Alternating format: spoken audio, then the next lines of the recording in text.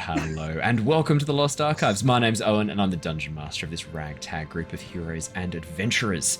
Hi everybody, I'm Claire. I'm playing Mira, who's a Dragonborn Sorcerer, half red dragon, half silver dragon. Originally was a bit of a politician, and now has joined the adventuring life, probably to a greater extent than she ever expected.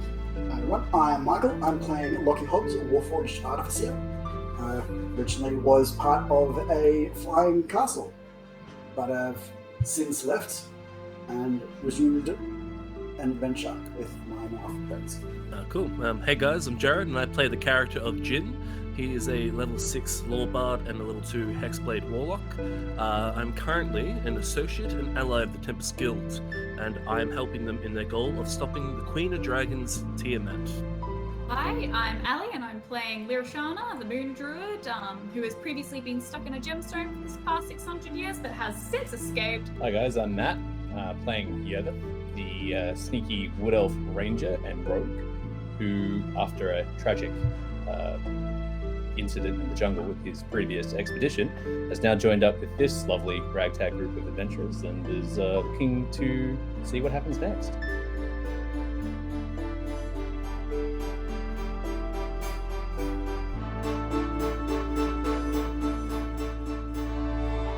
Coming across now. We're across. Hello! Hello, everybody. Someone's going to be editing this, and it's going to be me. Welcome, everybody. Thank you for joining us for the stream. Somebody just wasn't paying enough attention to the transition over to the cameras, Claire. So we're going to have to... Yeah, no, it's got nothing to do with Claire. It's 100% me. So hello, everybody. How you doing? Hope you're having a lovely, lovely week. Welcome to the middle of the week. Welcome to Hump Day. Hopefully we can help you get through the shitter part of the beginning of your week with some lovely D&D, and then you've only got 2 more days left before you're on the weekend, so hopefully we can get you through. Of course, if you're listening to this on the podcast or YouTube, then this has been posted Saturday morning, in which case your week's done. I hope it was a good week. Sorry that you couldn't get the help in the middle of the week when you needed it, but you should have joined us live, so that's on you. Welcome back to Tyranny of Dragons campaign and the Lost Archives. We had an awesome session of Avatar Legends last night, so thank you for those of you who joined us. We had a lot of people jump in and out last night. It was lovely. Had some people chatting. People are a bit afraid to spend their channel points in the Avatar one, I think. But if you're joining us live, please spend your channel points. That's what they're for. Spend them on the Avatar one. Advantage doesn't work quite the same way, so I'll post up some descriptions on what the difference is a little bit later on, so that people can get a bit more clarity on that. But tonight we're playing Dungeons and Dragons, so we better jump into the stream. Now, for those of you who are watching, you can see that Jared's face is just his static image, just the black and white image. For podcast listeners, Jared is not joining us tonight. You will not hear his lovely voice. I will take over control of Jin for as much of tonight as I can. And the other big change for tonight is down in the bottom right-hand corner of your screen. You'll see we've got some fan art playing right now. This is some incredible fan art by one of our own players, Ali. This is the very amazing moment where Varys Nightshade went, "He's crazy." Hey. So I've put together all of the fan art Ali has created, and it'll be cycling through with the character portraits that I've done. If you have any artwork that you want to send through, if you've done some little sketches of the characters, if there's any moment that you think like, fuck, that's amazing, I want to draw that, send it through. Tell me what you want to have up on the screen as your credit. So for Ali, I've put yours as Sketch Thestral because I figured that's your sort of like working name for. Yeah, perfect. If you send through any artwork that you want to have up on the stream, if there's any moments you want to capture, any cosplay that you do, anything you want to have like in, just send it through lostarchives at gmail.com, or you can just chuck it in the chat, a link to it if you've got it posted online, and I will include it in the stream with credits to you, just in the little fan art section if you like. That's all from me in terms of notices. Any updates for anyone else? Everyone's excited about Fizzband's Treasury of Dragons. We've all been having a bit of a read of that. We're very excited for that. Feeds in quite nicely to Tyranny of Dragons campaign. Claire has already adjusted Mira for the new Dragonborn variant rules. Yeah, and I will be the draconic gifts and the effects through that. I'm definitely going to be implementing because I think they are amazing. So. Stay posted for that. And Horde Items. The Horde Items is really cool. So for those of you who aren't really familiar with Fizzband's Treasury of Dragons, there's a whole new series of magic items that have been introduced, which are items that have basically been empowered by being part of a dragon's horde. So there are items that aren't normally magical, but become magical by being exposed to so much wealth and treasure and magic and draconic energy as well. I think that's really cool. So I've done some adjustments and we've done some implementation of that. So stay tuned for that. For those of you who are familiar with the module, you'll know when it comes up because it'll be pretty clear. Alrighty, let's play some D&D. Hey, I better do the recap.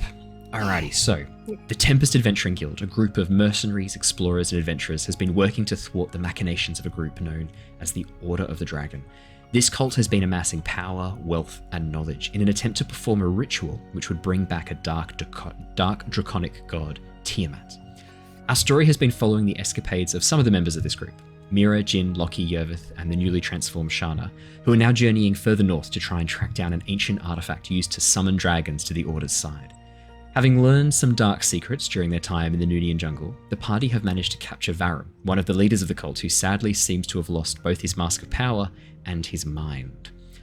After deciding to raid a crashed airship for supplies and loot, the party discovered the Shadow Hand, a group of dangerous assassins Jin had once been a member of, may have been involved in the crash. The discovery of a large black gemstone which reconnected Jin to his warlock patron, Varus Nightshade, essentially confirmed this, and after some urging from Jin, the party decided to continue north. Flying across the ocean towards the Sea of Moving Ice, a vast expanse of ever-shifting sea ice, the party are now committed to locating the Drakhorn, an item of great power bound to Tiamat and used to summon chromatic dragons to war. The party have stopped for rest in the floating city of Drifthaven, an orcish settlement made up of boats, pontoons, and various wooden rafts that have been all bound together, basically forming a vast floating city.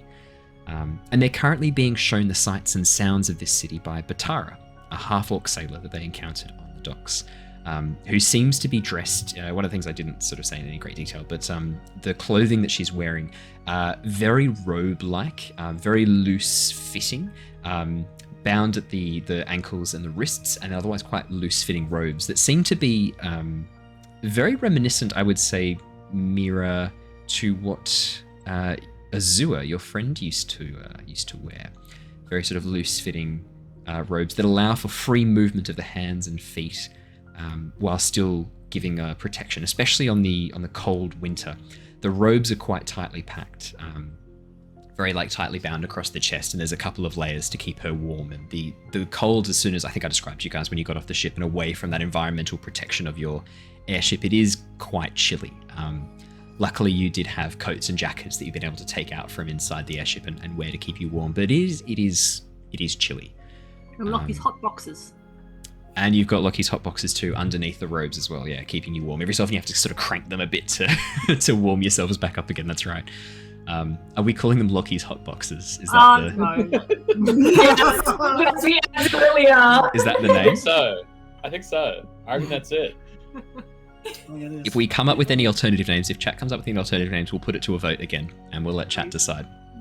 I personally, Lockie's Hot Boxes has my seal of approval. That sounds great. That's a winner in my mind. So we last left off as you guys were entering into a tavern. You'd sort of come out the side, you'd seen a half-elf be thrown out one of the windows. Oh no, sorry, not thrown. Sorry, he was drinking and stumbled and fell back and fell into the frigid cold waters and came out spluttering. Batara turns to you guys and goes, "Right, so you're gonna head in and have a drink. We can share some stories. It's traditional amongst our people, the Maloran Orcs, to tell tales when we meet one another, to be introduced to each other. If you'd like to come in, we can sit down, you can buy me a drink, I can tell you a tale, you can tell me a tale, and then we'll all be friends." Sounds good to me. Very sensible. Yes. I sure could go for a drink. It's been a while. Right, well, keep your coin purses close on hand. I'll just say it that way. As you guys are beginning to walk, Jin, as Swabby Seabeard, comes up and sort of goes, "Yeah, I think I might see if there are any sailors I can chat with, get some information. How does that sound?" Sounds good, Swabby. Have fun. Yar. Be safe. Enjoy. What was that? Sorry, Michael? I said, have fun. Be safe. Our Swabby Seabeard's always safe, and always has a swabbing good time. Nope. Nope. Apologies, Jared, for ruining your character's character. Yeah. And then Swabby with his peg leg begins like dunk, dunk, dunk down the docks, heading towards one of the ships that's tied up. You can see a fishing vessel is moored just on the edge. One of the things I was describing about Drifthaven is it's very reminiscent of Venice in a way, because you've got all these canals. Boats are always moving between, and a lot of the gangways and gangplanks and bridges can just be lifted up to allow boats to travel through. So there's canals all the way through. So as you're moving through, you come across a very narrow canal, and a giant fishing vessel is trying to squeeze through this narrow canal. And you can see like a half-orc at the side looking down, being like, steady, steady, as you see like it just digging through the wood and splinters and chips coming off. And he's like, yeah, no, steady, as it goes on through. So yeah, Jin, disguised as Swabby Seabeard, begins like dunk, dunk, dunk down the gangway, chasing after this ship. And goes, "Yar, any space for someone who can't walk very well?" And they go, "Yeah, hop up, old man. Yeah, hop up." Chuck down a little rope for him. Jin grabs on and then gets hoisted up. His peg legs sort of dangling uselessly in the air. And you see Jin go, "I'll meet you back at the ship," as he gets on this stranger's ship. Okay.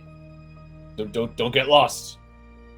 Batara sort of looks over and goes, "Does your friend always just ditch you? Or is he a bit scared of the tavern? What's going on with that?" Well, he's just getting his land legs, I think. But when they unland, it could not be. Basically, the city's a giant boat. Oh yes. He's adjusting in his own way. Yes. Aye, fair enough. Yeah. I wouldn't worry about him getting too lost, lass. The city's fairly flat. If he can get up to any of the towers, even the Outer Cochran Messenger Tower, he'll see where he needs to go. As long as he doesn't pass out and end up on a merchant ship in the middle of the shifting seas, that's fine. I'll come back with 250 pastries again. Oh that yes. has happened before. Oh yeah. I'm gonna write a new carousing table for Jin. If he rolls a 1 on the D100, he is gonna wake up on a merchant vessel bound for. Where do you reckon? What do you reckon? Oh my gosh. Oxenfurt. Oxenfurt. Done. He wakes up on a merchant vessel bound for Oxenfurt. I'm making a note of that right now. If he rolls a 1, that's what's happening, and he is gonna roll at the beginning of the next session. If he rolls a 2, can he get 250 pastries again? If he rolls an 100, he gets 250 pastries. Yes. So we'll bookend it, and then everything else in the middle is going to be a random carousal table. So I'll just take my normal carousal table and zhuzh it up and randomize it, so he can't sort of metagame it. So Batara starts heading towards the door, just gestures behind her, sort of pulling her hand over, being like, "Come on." Oh, don't need to tell me twice. Yeah, that's gonna walk in. I'll follow. I suppose. Perfect. Yeah, you guys follow in. As soon as you enter the doors of this, dive bar, the how to describe the room that you enter? Wooden tables and trestles are actually hanging from ropes, and the floor is sunken into the actual ocean. So about 2 meters deep, the floor goes down as if it's basically a ship that has been converted into a bar, or a barge, essentially. It's been converted into a bar, right. a barge. The floor has been sunk slightly, 2 meters deep. So the steps heading down. Are you taking psychic damage, Claire? If you could just mark that off for me, thank you.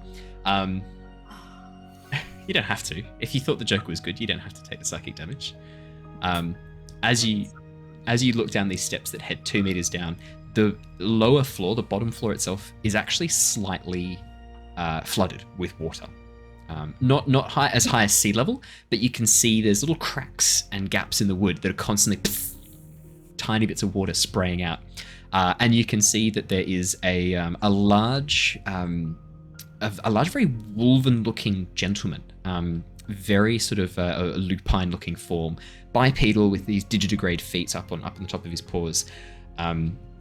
With an eye patch over one eye, one ear is missing, and a couple of scars across his grey fur, wearing just an open vest and some pants that sort of are loose and hang down a bit, is moving around with a bucket and occasionally scooping it up and chucking it up to the next level above, where there is a half-orc catching the buckets and chucking them out the window. And it looks like this poor lupine fellow's job is to constantly just go down every so often, scoop out the water and chuck it up. And the tables are sort of hung. So as you walk along, people are pulling themselves up into these like picnic tables. So the table has the chairs attached to it like little benches, and there's nothing actually on the floor itself. Everything's hanging at different levels. And there's cranks that lead all over to various wheels of ships, and you can turn the wheels to change the height of the tables to move them up and down. And as you walk in, you can see that there are it looks like a ship that has shipwrecked and then has been turned into a bar, essentially. It's just this old ship. Wow. Really? Yeah. Batara sort of walks in, looks up and goes, I think we'll take that table. And she points up towards a table that's right up near the roof that no one seems to be sitting at. She gives a very sort of low whistle to the bartender. This tabaxi who is standing behind, again, very sort of thin tabaxi, very leopard-looking tabaxi with white splotches across his fur, who gives Batara a nod and gestures over towards the large steering wheel down the bottom. And the Wolven gentleman walks over, begins turning the wheel, and the table drops down to the height of where you guys are on this top platform. Batara takes a running jump and lands on the seat. The table sways backwards and forwards and then slowly settles in place. Right, jump on. Yeah, Yervith will do that. Yeah, Yervith, could I have a acrobatics or an athletics check, please? Oh no. I will also jump on, because that was the... Instructions. That was the 17, instructions. Yervith, you did a little flip. Yeah. Yervith, I mean, this How is... full you've is been... this table? How Sorry. full? How far off the ground is the table currently? So it's 2 meters off the floor below you, which is the lower deck. The upper deck, which you're on, it's level with. Okay, cool. Lockie, 18. Yeah, Lockie just like crouches, and then these 2 springs just go boom. He just shoots up in the air and then lands on the table. Mira, the force of Lockie and Yervith both landing on the table at once have started it to swing a bit. And as you run and jump, Batara has to lean out and grab you by the scruff of your robes to catch you in, and you poof into the side of the table, and she pulls you up, scrambling as you take a seat. Second roll was better. 18 was better. Shame you didn't get that Yeah, one. I know. Of course I didn't get that one. Because I was just like, this is not Mira's jam. And it isn't. So Shana, Yervith in your has- snake Yervith form. has a massive. She just used the length of it. Oh, sorry, go ahead, Matt. No, I was gonna say this is like Mira just said it's not her jam, but like Yervith is just like yeah. Very fun. Yeah, as you guys look back, you see Shana has no legs. It just has the snake lower What I was body. thinking she could do is just sort of essentially like act like, you know, how like tanks on tracks can just sort of like, you know, get themselves over and then just shift the contact point. Like, so that's sort of what Shana's thinking. The problem with that is the center of gravity of a tank is the middle. But when you're moving forwards, your center of gravity is forwards because that's where your body is on the snake's tail. So as you go to do this, you just immediately fall through the crack and begin plunging down to the next layer. Oh no. Below you, the Wolven gentleman catches you as you land, like in this very, like as you sort of land in his arms, he just catches you and goes, "Would you like a hand?" Yes, please. Thank you. But Not before a she does problem. that, Yeah. can she just sort of asks him? It's like, I've noticed your water problem down here. I mean, they won't last forever, but would you like me to create some ice plugs and just sort of plug up those cracks for you at least, so that you can get a handle on stuff down here? Like, yes, I would love if you could do that. That would be very She's helpful. just- Snap, snap, snap, snap, snap, snap, snap. She's like trying to like make He's little still carrying you at plugs this point. to- He just carries you round to each of the spots that are leaking. Just so excited to have this be done. He's just like, yes, thank you. This is fantastic. And he's just literally a carrying you staple without no conversation, just carrying you around to each of these spots. And as you finish, he walks back and then just lifts you up. Incredibly strong, just lifts you straight up and puts you onto the table. Thank you. Not Thank a you, problem. friend. Pleasure. And then he goes back, gets a few more buckets, and with that, the floor is dry. He immediately starts running over to a large bucket of pitch, and now that it's no longer wet, begins slathering pitch over the entire surface of all the cracks. With the ice still there, it's like, I've only got a few minutes before this melts. He's just really going ham on it. The water's freezing outside. It should last at least an hour. You would be surprised. Salt does strange things to water's freezing point. True that, true that. Batara sort of looks down and goes, that was mighty benevolent of you there, miss. Oh, poor dude was fighting a never-ending battle, wasn't he? Yes, it's a bit of a local joke. He's only given this task when he has given in to his feral instincts and killed some chickens. It's kind of a punishment for him. Oh. Well, that's a bit mean, isn't it? I mean, everyone has instincts. Yes, but... Sorry, I'm sorry, that's not Batara's voice, sorry. I just realised I've lost the Scottish accent, which is like a fundamental part of her characterisation. Aye, that'd be true, but it's not really that fair to just go about killing other people's chickens. Do you know how hard it is to raise chickens on a floating raft? It's not. They eat garbage. They're actually really easy to raise. But at the same time, we don't want to encourage that behaviour. Won't the chickens be eaten anyway at some point? No, it's the eggs that we use them for. A chicken that you eat once, you can only eat once. But eggs... You can have eggs every day. One Teach a chicken. man to fish. Hey? Yeah. That's eggs? That makes no sense. Aye, we have a delicacy here that you may not have tried before. We use the eggs from the chickens and the fish, and we use breadcrumbs, and we make something that we call a batter. So we smash the fish really hard. We batter the fish, and then we cover it in eggs and breadcrumbs. Oh, and that's why you call it a batter. A batter, exactly. And then we fry it in oil. Yeah, you've got Would you it. put Sometimes, salt with that, so it would be a salt and battery? yes, and we have. It's very yes. Aye, aye. Yes. Yeah, and the acid of the battery comes from the lemon. Obviously, you got to have a bit of lemon as well, because out here, scurvy's a real issue. Is that a Mira D4 of damage or a Claire D4 of damage? My D4 of damage. Do you actually mark these off on Mira? Yeah. Oh, not on Mira. No, on Oh, okay. myself. This is How on much myself. damage? How much I've damage taken a have you lot of- taken? Mental damage.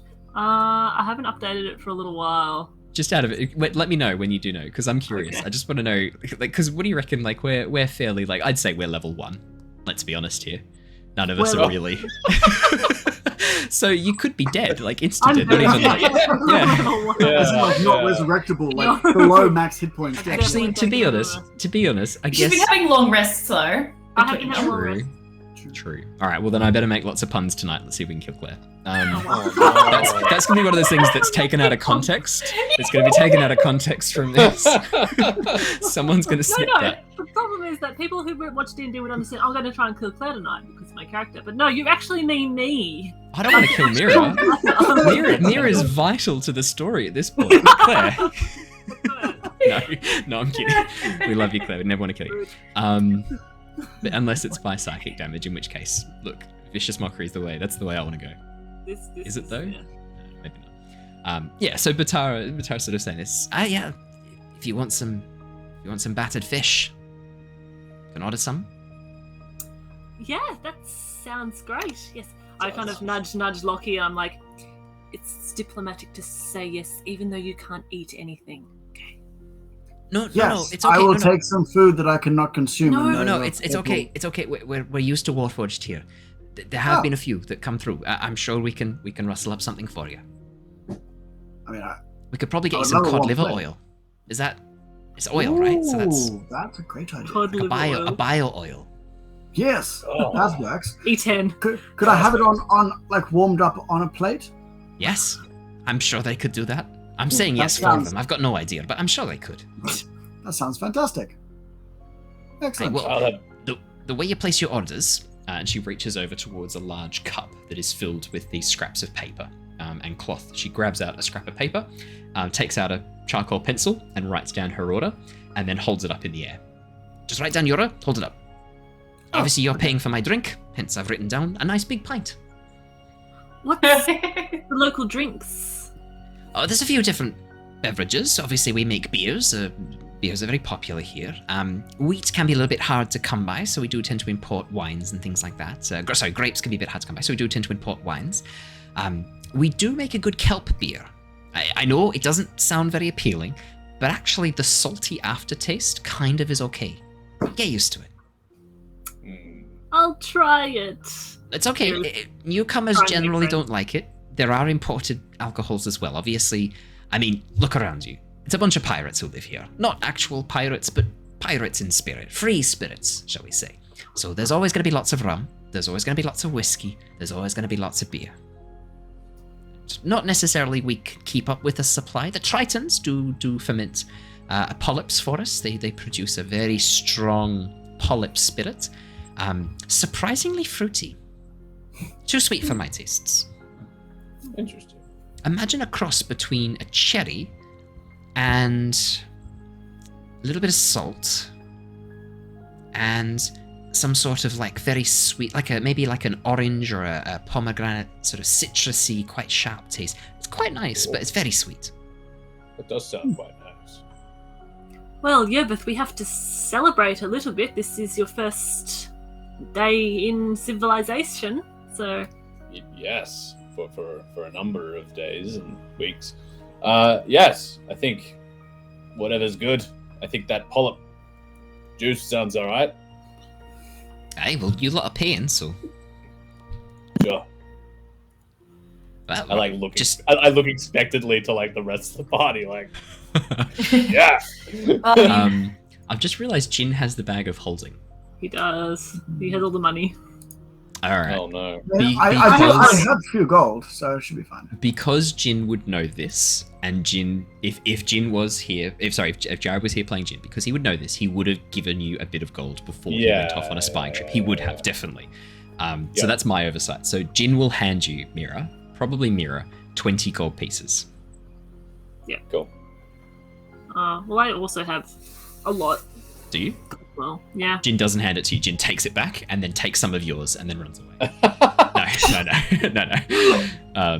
Jin, no, then never mind. You're covered then, in that case. Yeah, Yervith looks over and it's like, sort of like pulls out an empty coin purse and like just drops it on the table and nudges it. And then you see like some moths fly out and Yervith goes, oh, I wonder where they'd gone.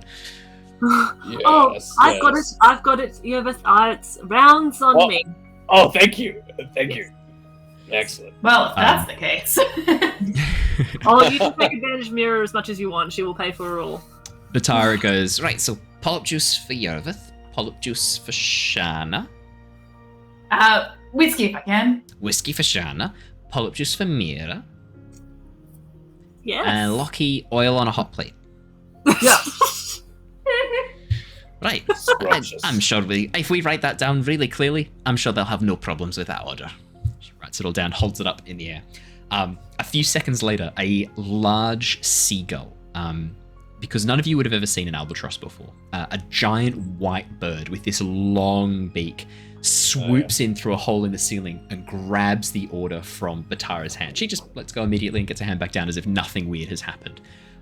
The albatross does a loop of the roof and then heads out one of the holes and then comes in through one of the side windows and disappears through a large circular hole that you presume is probably leading to the kitchens, as you can hear the sounds of like clattering of plates and things like that coming from inside.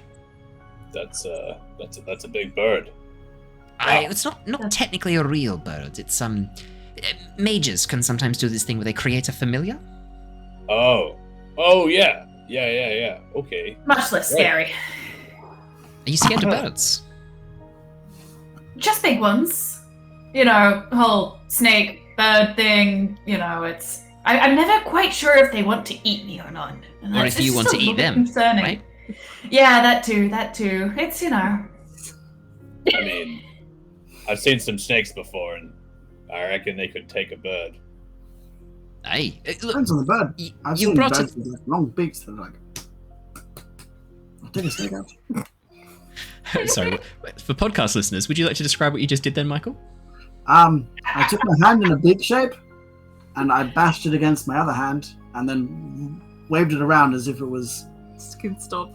You've skipped the word viciously, which I was hoping to hear. That's an important keyword. Because genuinely, I was looking. All four of us were a bit scared of you in that moment. all four of us were just leaning back and at you. I was like, oh, okay. I could hear the sound of your hand striking your hand. I thought, really going for this demonstration, isn't he? really committed to this. It's got to be accurate, or it's not a good demonstration. Lockie's hand just goes through his other hand. It's just like, stab. Oh no, I appear to have got myself impaled on myself. Error. But Tara looks over at Shana and goes, well, seeing as you brought it up, lass, I was meaning to ask. Not really seen the likes of you before. Not to be rude, just curious. No, hell, I mean, other than as of what, guys, a week ago, I never saw anyone like me either. Oh yeah, this is a relatively recent development in the lifetime of this adventure. Oh, you've been cursed by a sea hag. Say no more. I'm very sorry. Oh. A hag of sorts, yes, not necessarily a sea Snake hag. snake hag. A snake hag? So you didn't run afoul of a sea hag? No, they are known to never do- met a sea hag. Gruesome curses. Can they do anti-curses? Oh, lass, you don't know where to seek help from a hag. Trust me on that one. It's like asking a devil for help. Only the devil will at least hold up their end of the bargain. A hag, not so much. I would steer clear. Only the most desperate and hopeless of souls would ask a hag for help and expect any help to come. Not to say they don't help in their own twisted way, but if you value your sanity, yourself, or your life, I would not seek out a hag. Unless there was dire need. We maybe shouldn't go blindly trusting in dark entities. That hasn't worked well for us in the past. So. No, it certainly doesn't. Not even in the recent past. Oh yeah. That's just a general rule for the universe. Like this strange elf we found, like living with PTSD in the forest. Just trusted him day one. Yeah. What's up with that, huh? Each night, like Yervith's there, like talking to his knife, like, not tonight, my precious, we won't kill him tonight. Oh no, another one bites the dust. No, Yervith doesn't say that. No, Yervith is lovely and all he appears to be. For now. No. So until Varys Nightshade recruits yet another member of the party. He's got 2 out of 4. 2 out of 5. My math is terrible. Yeah, so Batara sort of looks and goes, okay. So you didn't always look like this. This is a fairly new development. Are there others of your appearance kind? Well, sorta. I'm not actually sure what happened to them.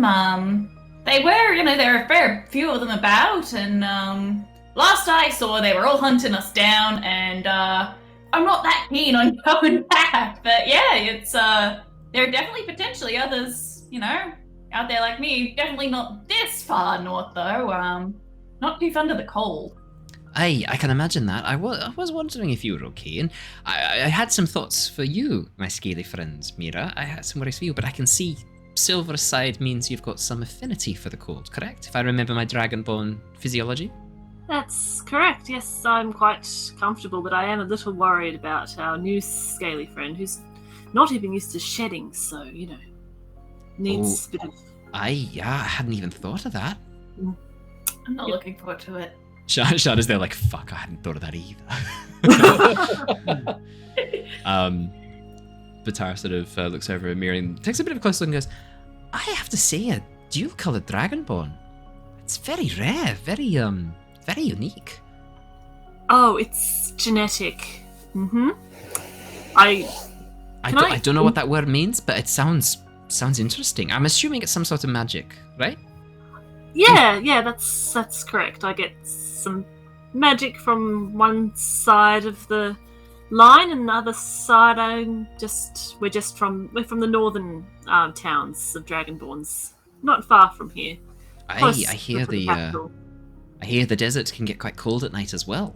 We've had a few dragon folk come through, stay on fishing trips. Often ones trying to outrun their past. Brass and copper tend to be the main colours that we notice. They're fairly common, I'm led to believe. Yes, you haven't seen a what was Langdedrosa? Red. Red. Haven't seen any red Dragonborn coming through. A red Dragonborn? in the same sort of mindset as those, I imagine. No, I can't say that I have seen a red dragonborn come through. No, not that I remember, lass. Would stand out that colour against the blue of the sea and the brown of the houses. I think I would notice. Well, we're heading further north, actually. So Is that who you're chasing? no, not exactly. Sorry, I had assumed you were chasing someone or something. Pretty rare for people to come on a fancy airship to Drifthaven unless there's something specific they have in mind. Do people usually chase people around up here? Is that a thing? Aye, bounty hunters often come through. You'd be surprised how many people think they can flee to one of the Orc cities and hide out.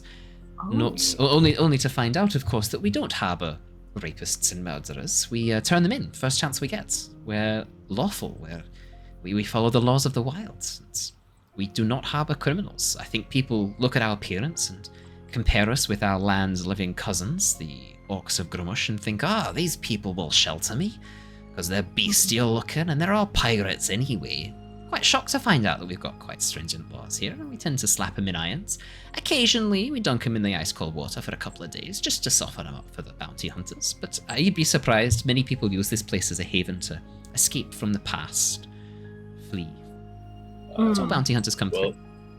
The way of the wild is a noble way to live. Indeed. Are you a follower of the teachings of Melora? You look like you could be the type, a ranger or some sort of outlander. Yes. Well, I mean, I am familiar with Melora, but wouldn't say that I'm a strict follower, per se. Good, she doesn't encourage that. She much prefers if you just live your life and respect the wilds. Not one for prayer, Melora. Then that's perfect, then. Maybe I'm more of a follower than I even realized. And that's how it should be.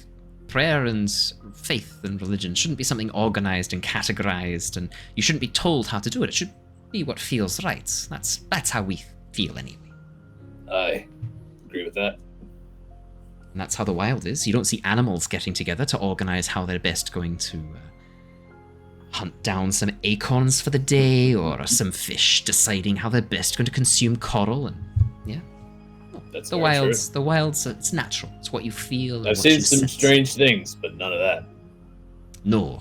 I can imagine you have seen some strange things traveling with these lot. Oh yes. But if you don't have a structure on how you sort of express your admiration for the wilds, how do you know what you're expressing your admiration for the wilds? Melora encourages you to live by the natural law, to not try and change, not try and modify too much. You can control your environments for you without impacting others. So Drifthaven, you'll notice that we do not anchor onto coral, we don't ravage the seafloor, and because the city is always moving, we're never just fishing one part of the ocean. We're making sure that we live in a balance with nature, never taking too much and always giving back where we can. And that's how we interpret the teachings of Melora. Living as one with the wild, living as part of the food chain, as part of the network.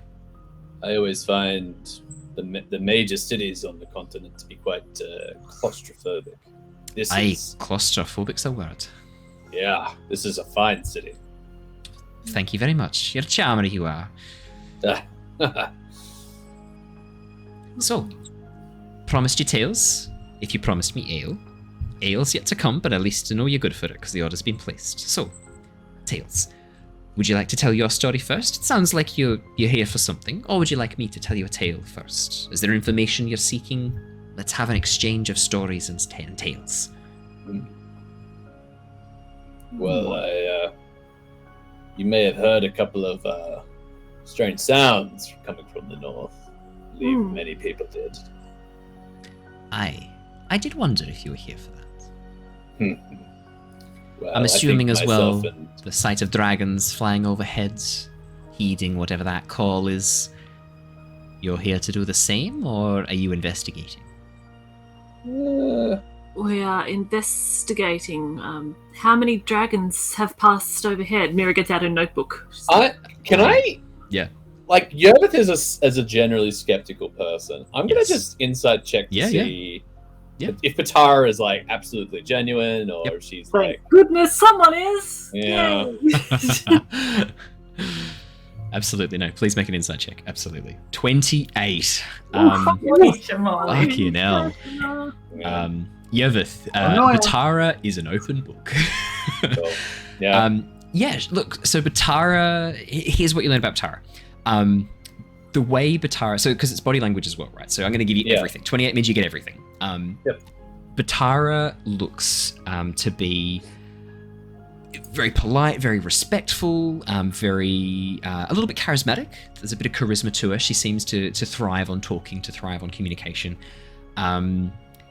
There does seem to be a little bit of a...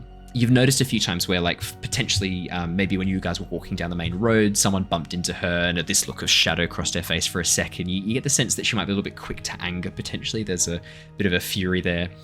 But she, seems really, really dedicated to the people of the city, dedicated to Drifthaven, seems to be very dedicated to. When she was talking about Melora and her teachings of it, that was 100% genuine. She was speaking from the heart, really opening up about how she interprets her relationship with Melora and with the wilds. Cool. Now that we're sort of getting onto the... And I would say that you notice that she's a little bit flirtatious with you as well. Has been a little bit flirtatious with you, a little bit sort of joking around with the others, very comfortable, very at ease with you guys.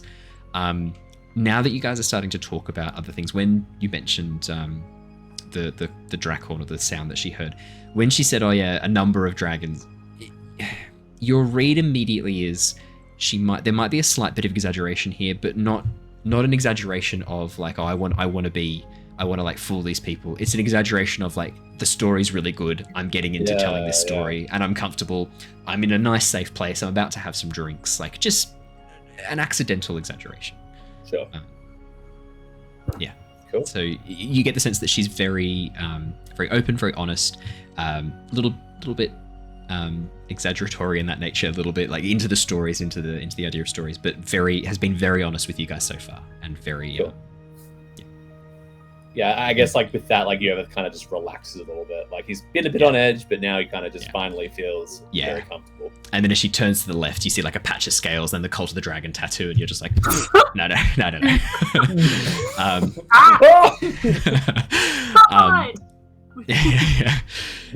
She doesn't notice your inquisitive glances as she's talking. She's so sort of wrapped up in the story and the excitement of it. She doesn't notice you just basically going... staring into her soul as you like glance up and down. Does that.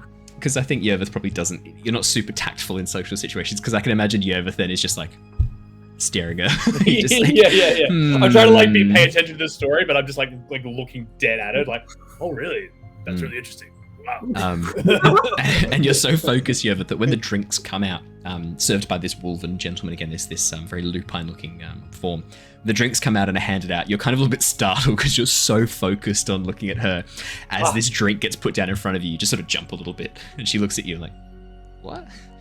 So the drinks are handed out. Glassware. It's okay. He's not used to glassware. It's fine. What is this ice that does not melt? Never melting ice.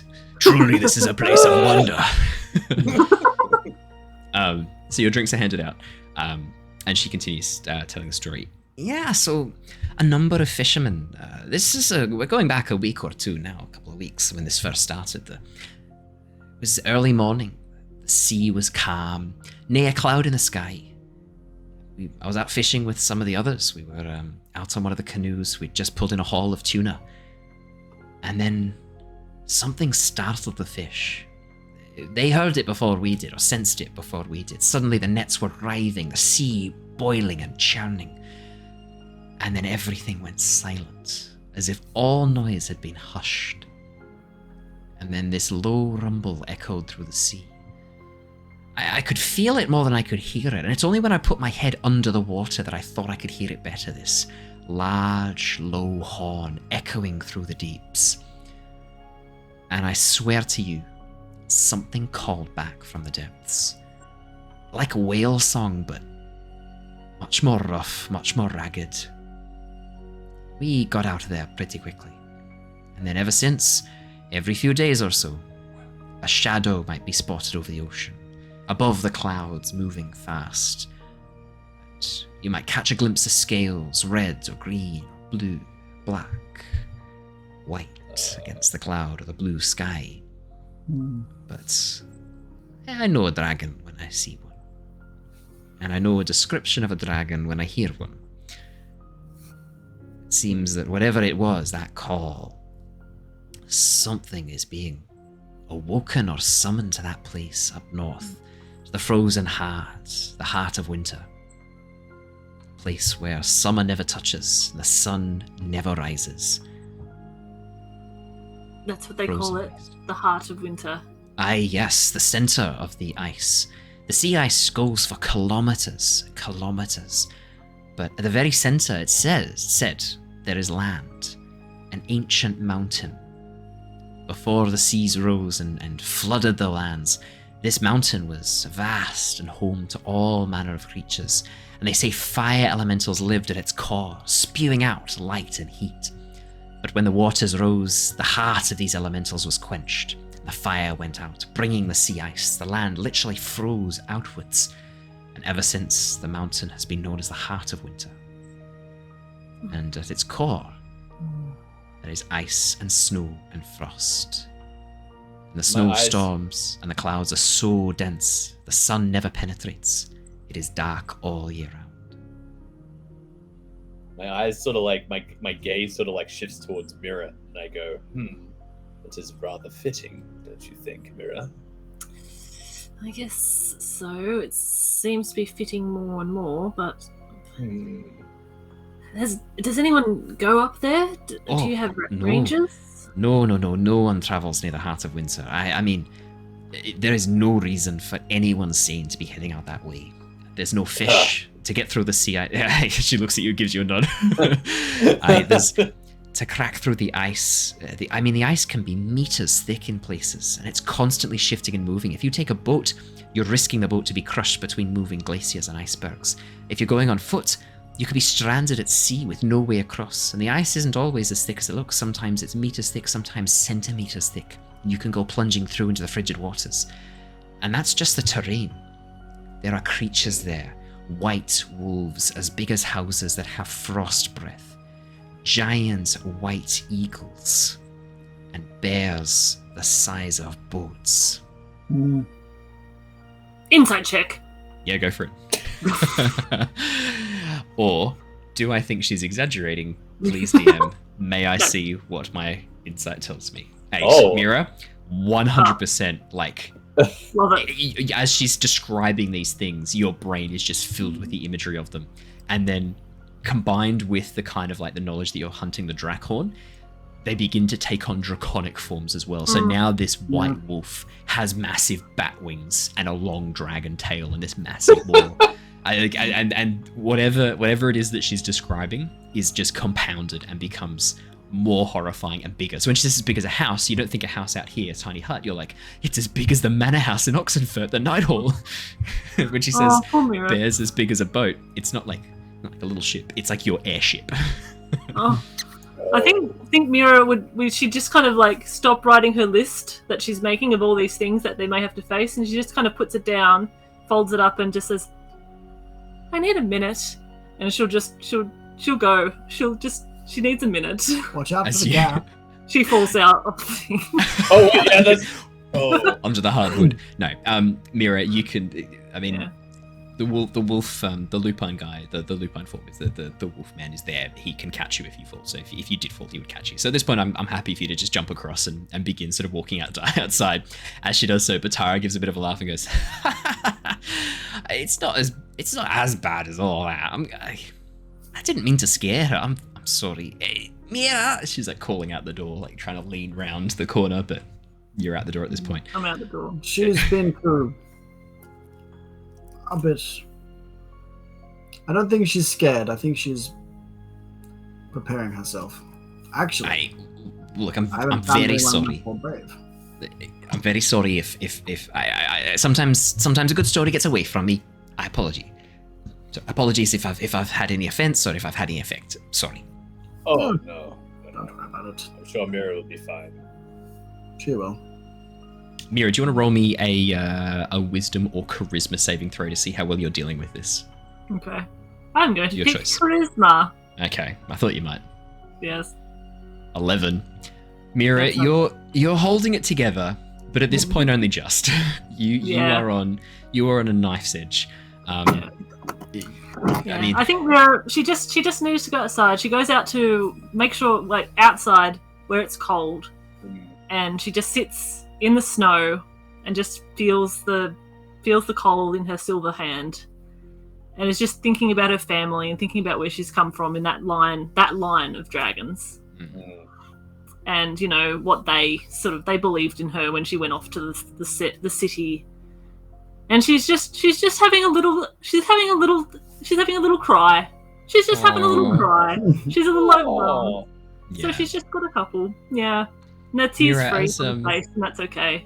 As you're sitting there having a little cry, after a few moments, you feel a scaly hand touch your shoulder, and as you turn and look up, you see, as you spin around with hands raised in like a kung fu position, being a sorcerer, obviously very adept at that. You see a small kobold, not the normal red color. He has deep blue scales that peek out towards these white points. So he has this very sort of, almost like a sea ice look to him. His deep blue scales, and he sits down next to you. Very sorry. Oh, Just checking, okay. He says in Draconic. I'm. She replied in Draconic. Oh, it's okay. Are you? She's immediately suspicious because it's a kobold. Okay. Bit Who are you? racist, but sure.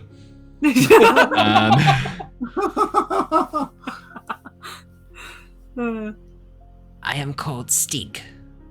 Nice Stig? to meet you. Stig. Stig. Oh, it's very nice to meet you. I'm not lost. I'm not from around here, yes, but I'm quite alright. Just need a minute. Things You get have over ice the- on cheeks. Oh, and she'll just warm her hands. Thank you. Yes. Are you a local? Yes, I have lived here for 14 years. Is that a long time? Yes, Oh. I 15. You're 15. Oh, okay. And how long do kobolds live for? He sort of looks down a little bit at that as you say that. Oh no, I didn't mean to say that.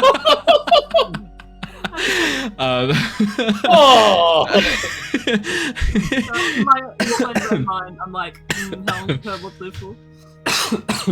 Every second is gift. Oh my god. Sorry. You don't say that. He sort of looks over and goes,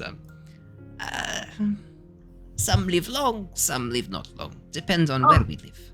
I'm sorry. That was very undiplomatic of me, Sick. Sorry.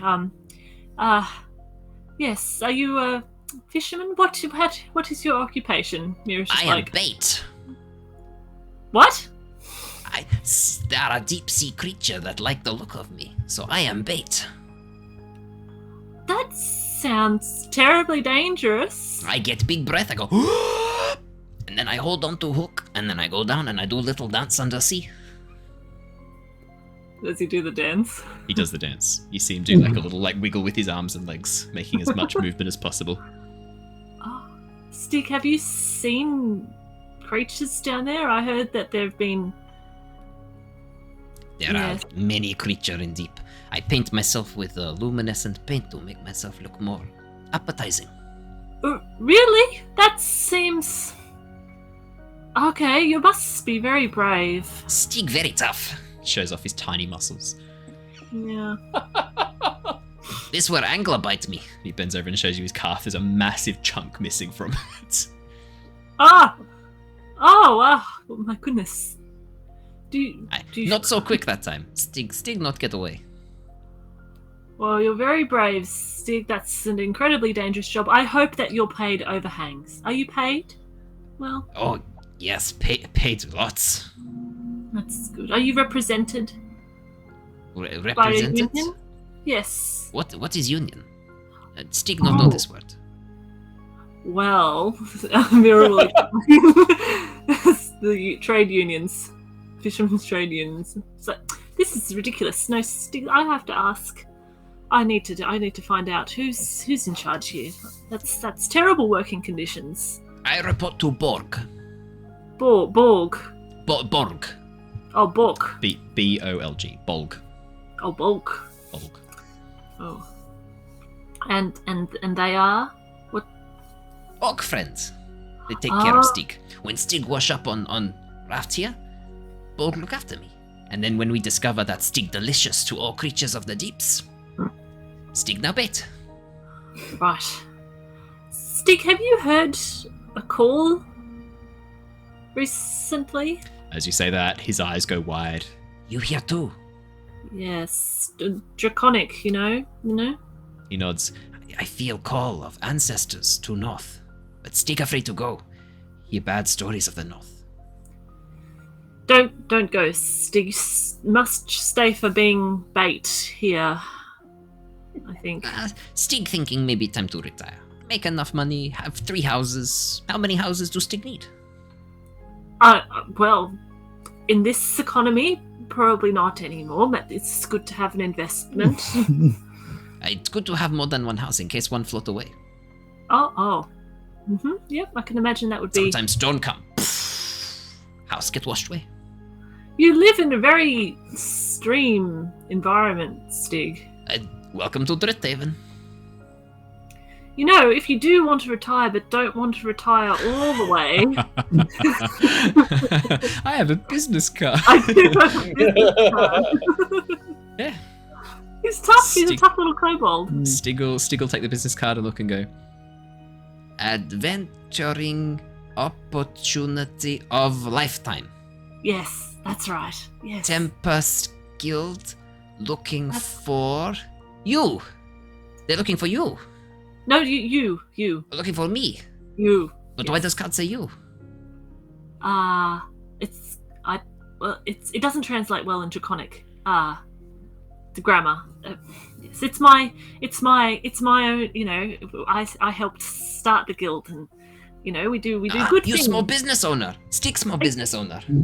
Yes, or more of a free trader at this rate, but yes, we paid over. Yes, Stig more contractor. Guild, you know, yes.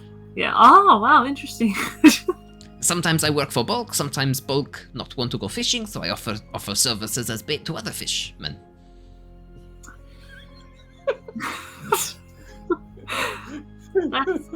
I can see you're a man of business. If you ever do want something a bit different before you retire, I think that this will be... Actually, you know what? Are you going fishing? Are you looking for giant squid? Stig very good at... If it's giant squid, find Stig very tasty. No, but... The light from paint makes squid like the light, especially when I do dance, because then it makes the light shift around. Squid like that. Squid like Stig. Squid like Stig. We're looking for dragons, Stig. I'm not sure if you'll be a luminescent distraction to the dragons would be horrible. Dragon, that would be hazard pay to be paid for dragon. I agree. No, that would be included in your contract. You should definitely make 4 times pay for dragon. Dragon, scary. Yes, they are rather scary. Yes, but you know, you just get on with the job, don't you? You seem less sad now. Did Stig help? Yes. Can I buy you a drink, Stig? Or Stig has been told not to consume alcohol, not after last time. Dare I ask? It's up to you. Yeah, she says that. She says, "Dare I ask?" Stig not remember. No one tells Stig what happened. But did bad. People look at Stig differently ever since. Well, I can get you. Do you prefer fish oil? How about just something to eat? It's okay. Stig has much to do. I have to get back home and check on family. Oh, you have family. Yes, night shift tonight, so need to make sure little ones are tucked in safe before bed. Well, Stig, it was a pleasure to meet you. Stig might not come home, so must make sure they're well looked after.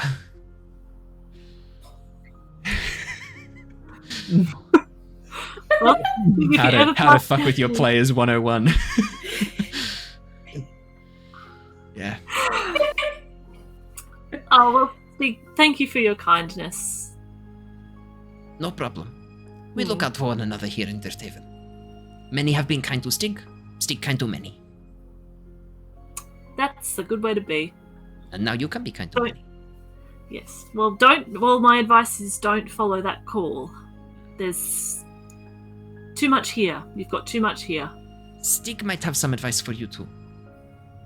Oh? Sometimes we feel pulled between what we want to do and what we think we should do. Correct? Do what you think you should do. Not always what you want to do. Do what you know to be right. And here. Points to his heart.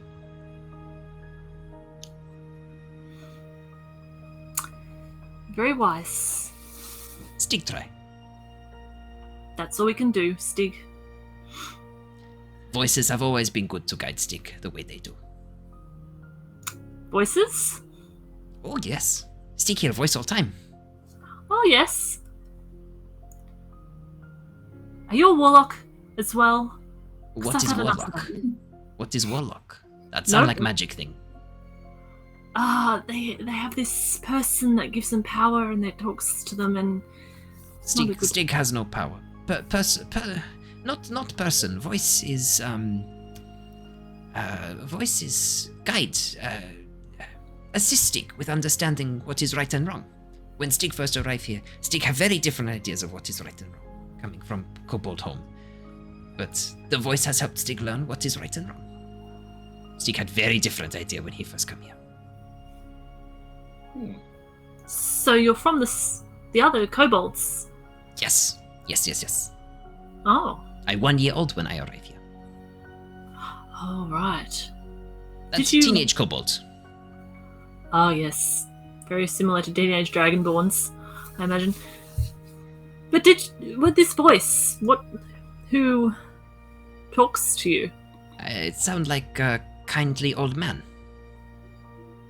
That speak Draconic. Mira's just like, okay, cool. In Draconic. Yes, speak in Draconic.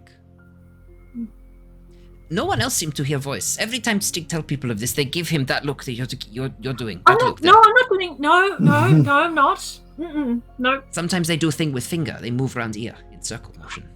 Oh no, that's not what I'm thinking at all. And then they point to depth and say, Stig been too deep too long.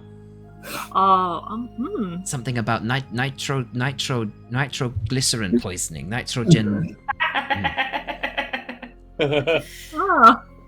Mira doesn't know what that is. Maybe it's your conscience. That's what I was told. Conscience. I like this name. It's a good name. I don't know. Well, if something guides you, then that's good. Yes, voice told me to come and comfort you. Said you needed it.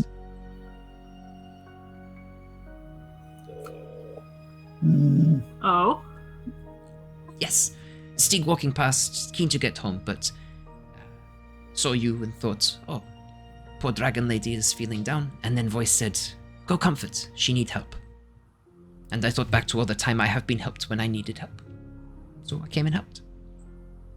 You did, and you can thank the old man in your head.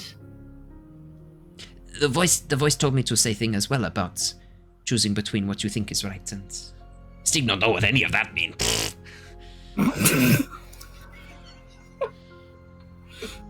Does he sort of seem cocks his head. crazy? He cocks his head for a moment as if listening to something, and then looks back at you and goes, Voice not understands. Voice say you already know what you need to do. Mira raises a scaly eyebrow. I mean, I know what I need to do. It's just very difficult. I don't know if I'll have the strength to do it, Stig. You look very strong to Stig. Rather than think about all you need to do, Just think about each day. That's what Stig do. If Stig had to think about being plunged into the dark depths of the water every single time to be possibly consumed by dark creatures, Stig would shit his pants. But I just think about, I go down each meter one at a time. That's kind of like when you boil a frog in water, but that's okay. That's Wait, fine. what? No. Why you torture frog? No. It's something that I've heard saying. That's good advice. That's very good advice. It's so hard to know who to trust, Stig. Everyone seems to be having ulterior motives, and everyone I kind of come in contact now, they just seem darker. It's not something. It's just be nice to have a bit of guidance. It'd be nice to have a voice in your head. Maybe they have lost light. Without the light, it is hard to see when you are in the dark and where you are headed. Maybe they don't know the pathway they walk. Like when Stig is dropped into dark ocean, Stig not always know where Stig is. So that's why Stig bring luminescent paint to light up. Maybe you need to bring light. Where did you get that paint? You can just buy from down road, made from saltpeter and phosphor. Phosphor. I'll ask Lockie about that. Maybe if he's not too busy. I think something was. Anyway. Yes, sometimes Stig provide the urine needed to make paint. Oh, okay, yeah, that's biodegradable. Yes, lovely. Well, Stig, thank you for your kind words. I better go back to my friends, but you better go back to your family while you still live. I mean, while they're not asleep yet. Stay safe. Voice says you will find your way. It seems to really believe in you. Stig believe in you too. Oh, thank you, Stig. Stig nods, begins just padding off down the road. As he gets to a fork in the road, you can see a human sort of walks past and goes, "Hey, Stig!" Stig gives a wave. They just keep walking. Stig is quite beloved in this town. Yeah. And then you head back in. Mira will get up and she kind of feels like, that warm kind of feeling when you talk to people you don't know when you're traveling, and they're just really nice. Are you sure it's not the hotbox? It's the hotbox. She's been sitting on it this whole time. It's just like smoking under her butt. We'll jump back into the guys inside, and then as you walk back in again, we'll have you rejoin. So yeah, back inside. Batara Mira's just left, and Batara sort of looks over and goes, "Do you reckon she'll miss her drink?" We can always order her another one. She reaches over and takes her drink. Batara! What? We'll just get another one. She won't even notice. Trust me, you don't want to leave an uncovered glass in here too long. Sometimes, let's call it salt, can drip from the ceiling. And she points up at all the tables above you, and you can see that it's pretty warm in here. There's fires. There are sweaty people in this room, and because the tables are arranged vertically, and see, most people have steins that have lids on them, but the free drinks that you've got are open cups. Oh, I see. I suggest you drink up quickly. Sorry, that was Stig. Yeah, I suggest you drink up quickly. Sorry, that voice that I do for Stig is really hard to shake after I've done it for more than a few seconds. I really have to focus to get back into it. Right, so this is Batara. Hey, Batara leak. There we go. I got it back. There we go. I'm back. Alright. One of these days I'm scared I'm going to forget my own voice. I'm just going to walk in and be like, hello, and welcome to the Lost Archives. Bobby T. Beard. Yeah, welcome to the Lost Archives.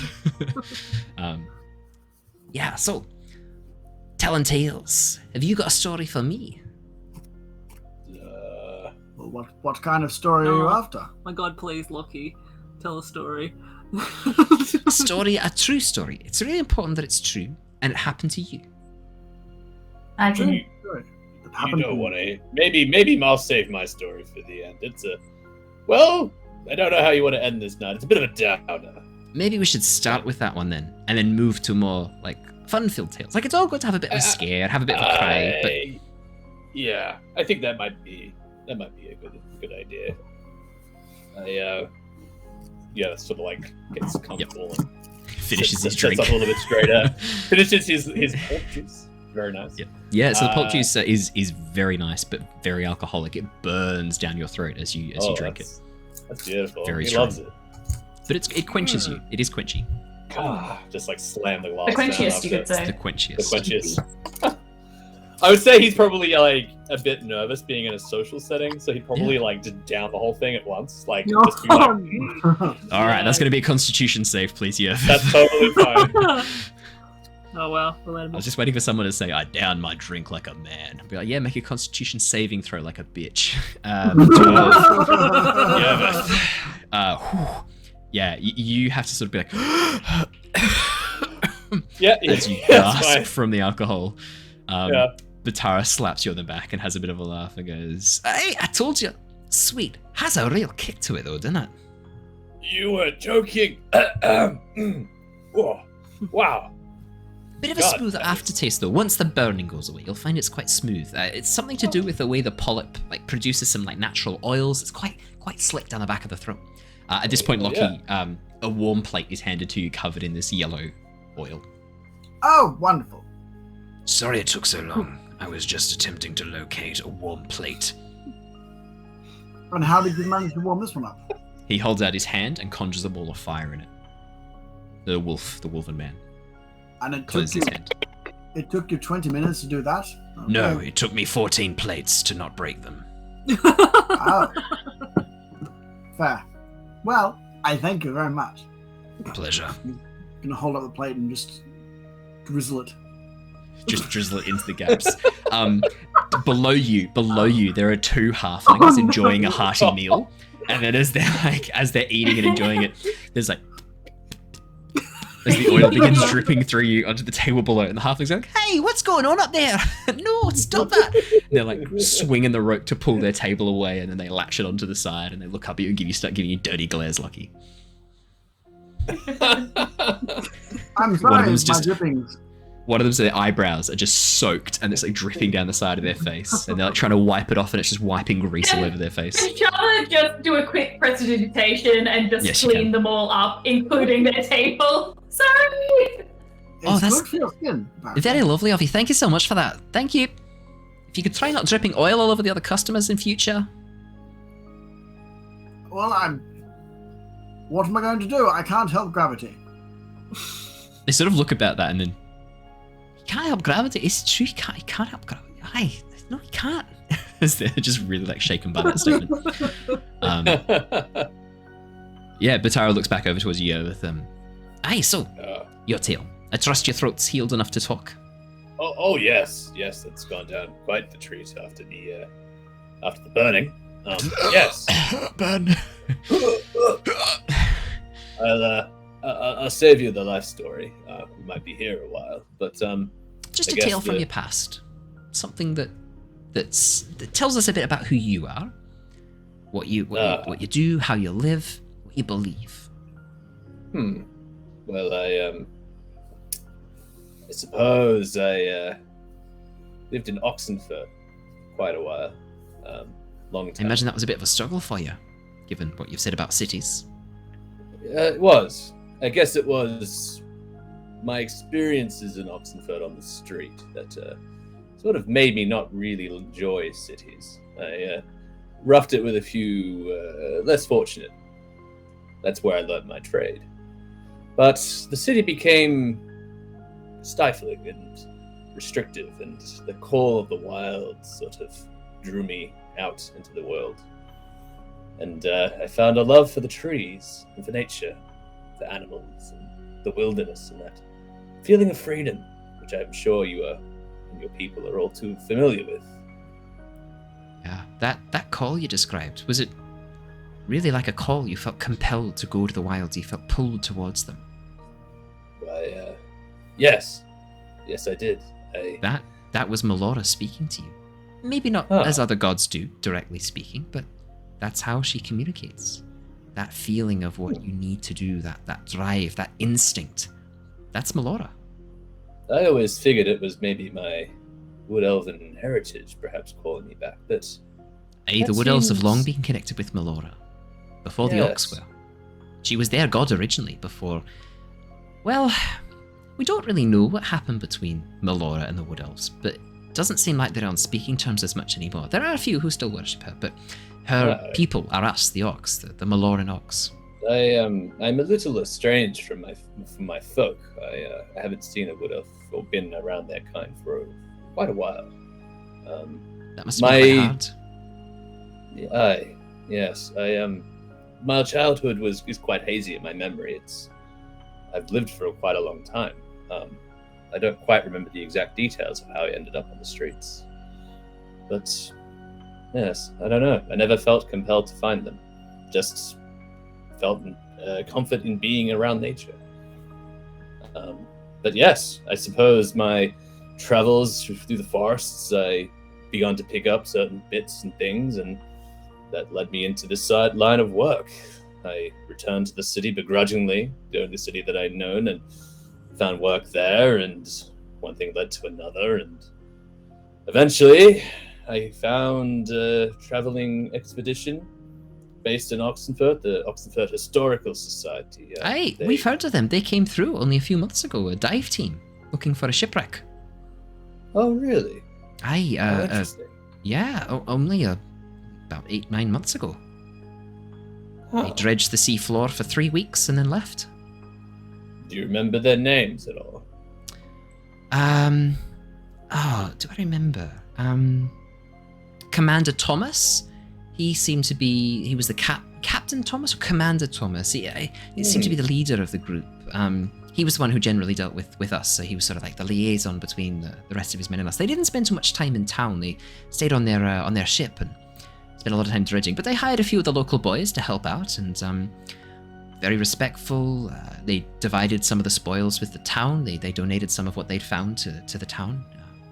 Some of the families, some of the families that are from here had lost family members to that shipwreck, grandparents and great grandparents, and so I think they actually recovered some remains for them as well. That's excellent to hear.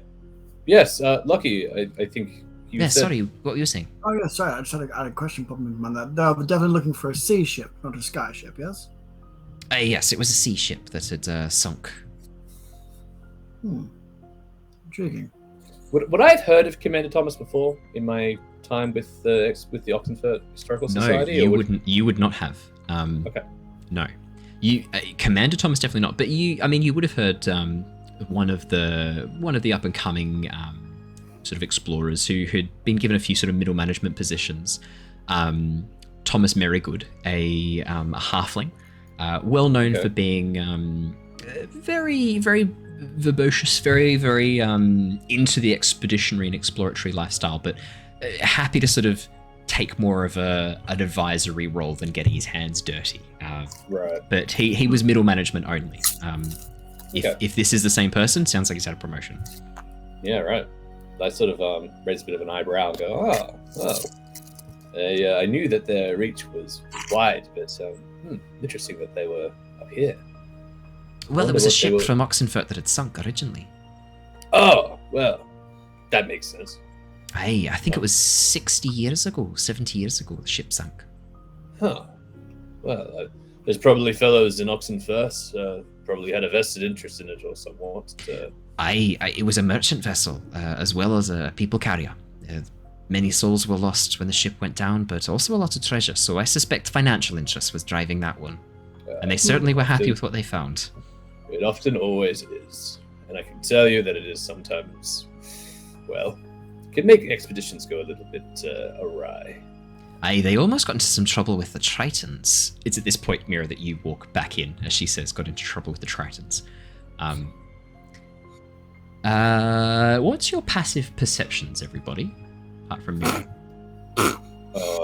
Pretty high. Everyone else? That's good. My passive perception is 10 10. for Shana. 21. 21 for Yervith. Yervith, you're going to spot this. 14. 14. Lockie, you just spot this. 14 is the DC. Yervith and Lockie, Mira's Erzat's eye, which had previously been red, has now shifted. It is now a silver blue. Ooh, it has changed colour since she left the tavern, since she left the bar. Wow, okay. I don't know what that means. Don't know what that means, but I kind of I clock it and I'm like, okay. Yeah. It's something you Mira don't looks notice it sad. immediately, but it does sort of over the next few minutes. Yervith notices it instantly, but Lockie, it sort of takes you a minute or two, and then suddenly you go, "Oh, her eyes are different color." I didn't program that. I didn't. I guess That as Mira I like had not walks programmed in. an RGB cycle to be going right now. I guess as Mira walks in, I'm like That's right. mid-conversation, and I just like look in and go, Mira. I hope you're feeling okay, and Yes, sorry, my apologies. I shouldn't have left. I just needed some fresh air. What is Batara that stands drink? up and holds out a hand to you to help basically pull you across the table and sits you down and goes, I just wanted to apologize. Sometimes a good story gets away from me. If I've caused any distress, please forgive me. Sometimes I'm a bit blind to that sort of thing, you know? Like, I really get into the tale, and deepest apologies. I never meant to cause you any harm or distress. No, that's okay. I just had a lot on my mind, and my list was getting a bit long of the things to... You know what? She'll just take out the list and she'll crumple it up and throw it over her shoulder. And she's like, where's that drink? Oh, yes, sorry. It's on its way. The one that was here, someone dripped oil all through it. She sort of like looks at Lockie and gives a bit of a wry smile. Is that it? Oh, yes. What? She holds up a scrap of sail, and then immediately the albatross grabs it and disappears again. Within a few minutes, Mira, your drink is brought back out again, as is a second round for everybody. Oh, good. Yep, second More round. oil. Oh, There are 2 drinks for you, Mira. Your 2 drinks are placed in front of you. Okay. You Yes. gotta catch up. Oh, okay. Yes, I gotta catch 1, up. 2, yes. 3, go. 1, 2, Okay, 3, yep. go. 1, 2, 3.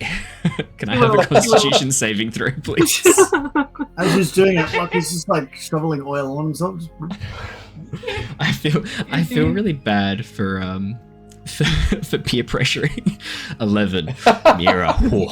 This is strong. Like I am you fire sort of. You are fire resistant. Yeah, no, it's not a burn for you. It's just immediately the alcohol goes straight to your head. Oh no. You very quickly feel quite warm, quite good, but as you sort of like leaning back, you feel your head's a little bit heavier than what you normally remember, and as you're like moving around, your head just feels like that, like 10% heavier, and it's like, this is fun. Yeah. Yeah. Okay. Hey, sorry, Yervith was telling us a bit about his background. Oh. Yes. Well, but yes, I made some friends in the expedition, in the Oxford Expedition Society, and Captain Jaden picked up on my skills as a ranger tracker, and then I did a couple of jobs with them, going into the forests and jungles and whatnot, finding temples and ruins and all sorts, you name it, and well, I think our luck ran out a few months ago now, and you can start to see like Yervith starts to get like a little bit like more like there's a bit of a darkness sort of like emanating from it now. Like he feels like a little bit sad, sort of thinking about it again. He goes, "Yeah, we went to the jungle, not too far from here, about a week's ride. You know the one. Just yes, it was meant to be a straightforward reconnaissance mission, but it all went sideways. The promise of gold, promise of fame, it got to Captain Jaden's head, and well, the Wantee, they ambushed us, and well, I was the only survivor." She nods, holds up her drink. To Captain Jaden and the crew. Aye. May your souls rest on the waves, in the leaves of the trees, and on the wind, wherever peace will find you. Takes a drink. Thank you. Thank you. Drink. A good way to honor his memory. Yeah. He would have loved it here. Hold up your plate. Yeah, he's holding up his plate. Yeah. For podcast listeners, Michael has both hands open, holding his plate and tipping it into his face, essentially during that. Amazing. Yeah.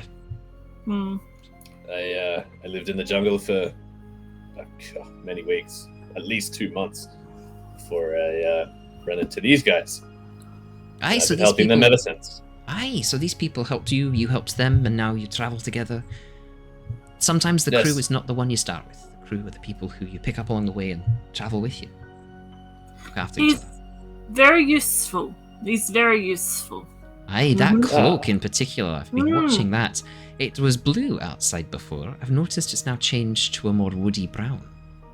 Very Yes. interesting. Very useful. I'll tell you that. Where Looks did like you get that from? quite a Yervith? gift, that cloak. It's a good question. So Yervith and I haven't actually talked about this, where he No, got his we haven't cloak from. talked about this. Yeah. Look, do you know what? I'm happy to leave it entirely up to you. If you want it to be something that was handed down to you, if you want it to be something that you found in a ruin, if you wanted it to be maybe left with you when you were a child, you've always had this. It's been with you your whole life. I want to up to say, I want to lean into Yervith's like sort of younger years as a bit of a rogue, bit of a thief on the streets of Oxenford.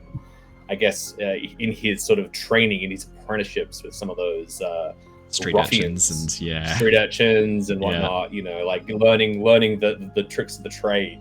Was almost like a bit of a graduation present from one of his masters. You know, he'd stolen it from someone and been holding on to it for a very, very long time. And seeing Yervith like sort of like wanderlust sort of pushing him out from the city, it's kind of like a parting ways gift to sort of say. You know. Do you want it to be the thing that you stole that gave you that was sort of like that was your test, your final test was to steal a magic item from a shop? Yeah, and that was what you stole. Perfect. Yep. Yeah. Yep. So you walked past cases of these like a clawed skeletal hand holding a crystal ball.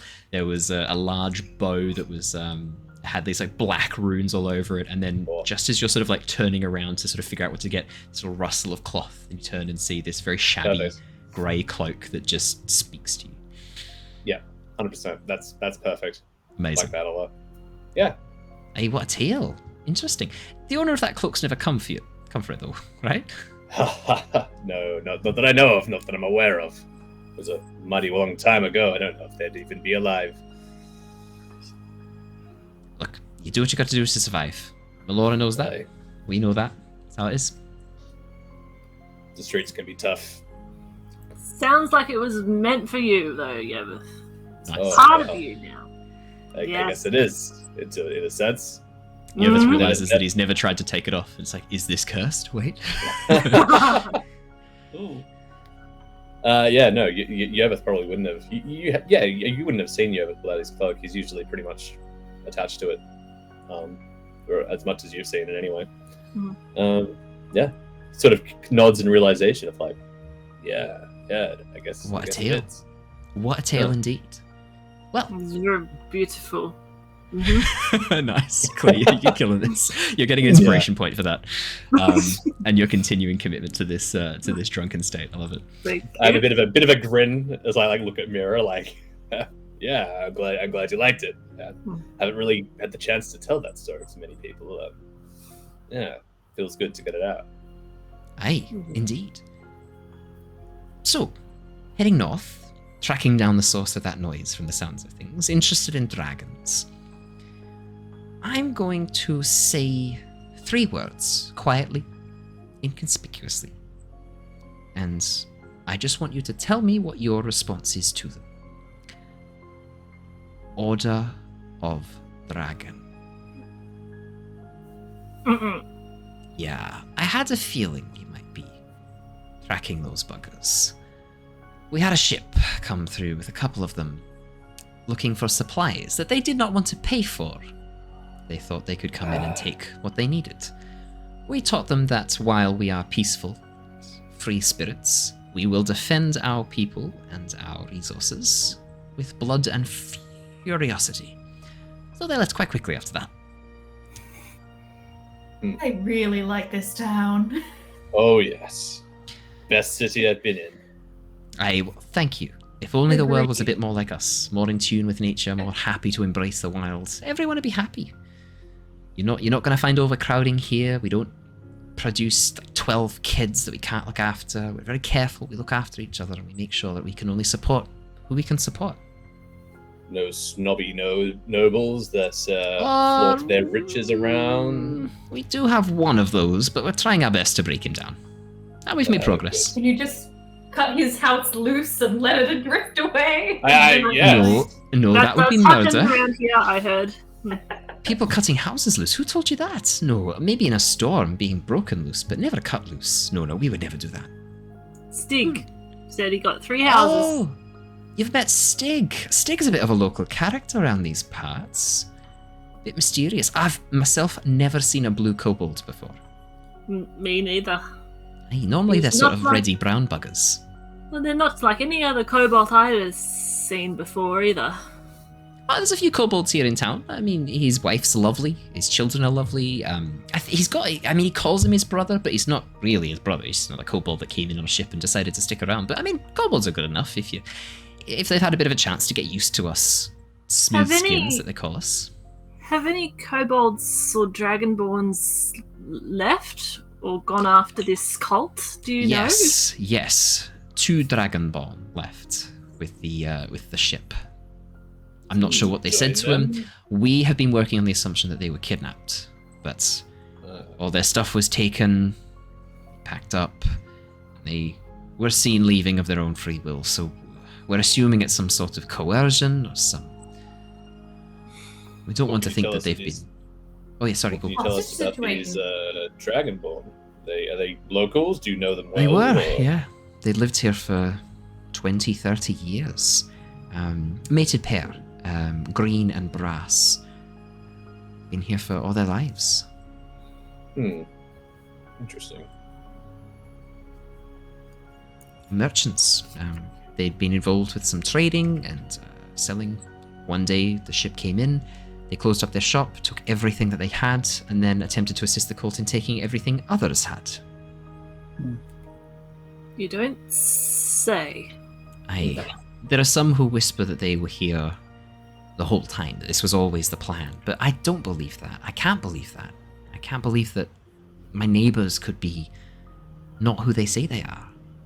It's too hard for me to think like that, so I have to assume that they were convinced or coerced, or maybe magic was involved. I know there's spells that you can do to make a person act against their self-interest. You can suggest a line of action, you can control them.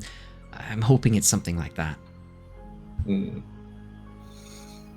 But that ship came through about a week before the horn sounded.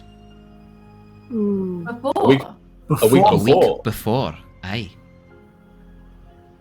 They were on their way there then. They were going to sound it. They must know where it is then. There must be people who knew it where it was. Well, this is where it gets Still interesting. behind. Their ship was crushed in the sea ice, but we found no bodies, supplies had been taken, and there were strange marks across the snow, like a sled, and these paw prints that looked almost... like claw prints, really. Maybe one of those polar bears you were telling us about. More like a Both lizard's sides claw, polar bears. if I had to make a guess. Oh. That's concerning. Aye. So we repurposed the ship. We figured that they wouldn't need it. They're not coming back from that place alive. So we repurposed the ship and turned it into a new cover for some of the people who'd lost things during the raids. Repaired buildings, made a new fish trap, some crab pots. What's Do you right? think... Oh, sorry, Shona. Sorry. Oh, no. Go ahead, Mira. I was just going to say, would anyone be able to show us where the ship was last seen? That might be a clue we could continue from there with the Just keep airship. in mind, I can take you to the location where it was run aground, but just keep in mind that the sea ice is always moving. Whether I'll be able to find the exact iceberg, I had to say, we might get lucky. We have had some heavy snowfall since then, so any sign that was there might be a bit tricky. But look, you never know. It's worth a look. But I can take you to where the location was. I know compass directions and coordinates. I can take you to where roughly it was. What do you think? I mean, it's a lead, is it not? It is a lead, Well, but If I agree. I was just going to say, sorry, if you've got the compass coordinates and the map coordinates, you don't need to travel yourself to that degree to, come all the way out and just to show us. we've got a navigator on board that we could probably, point the coordinates at unless you want to come with us, in which case, I don't have any objections. If you'll have me, No. I'll come. I certainly don't have any objections. Just need to sign a waiver, and then it's fine. What does this waiver say? I'm suspicious of documents. It's fine. Make me a persuasion check with disadvantage, and you know why you're making it with disadvantage. Yeah. 21. 16. Good. Look, you seem like a reasonable person. Do you know what?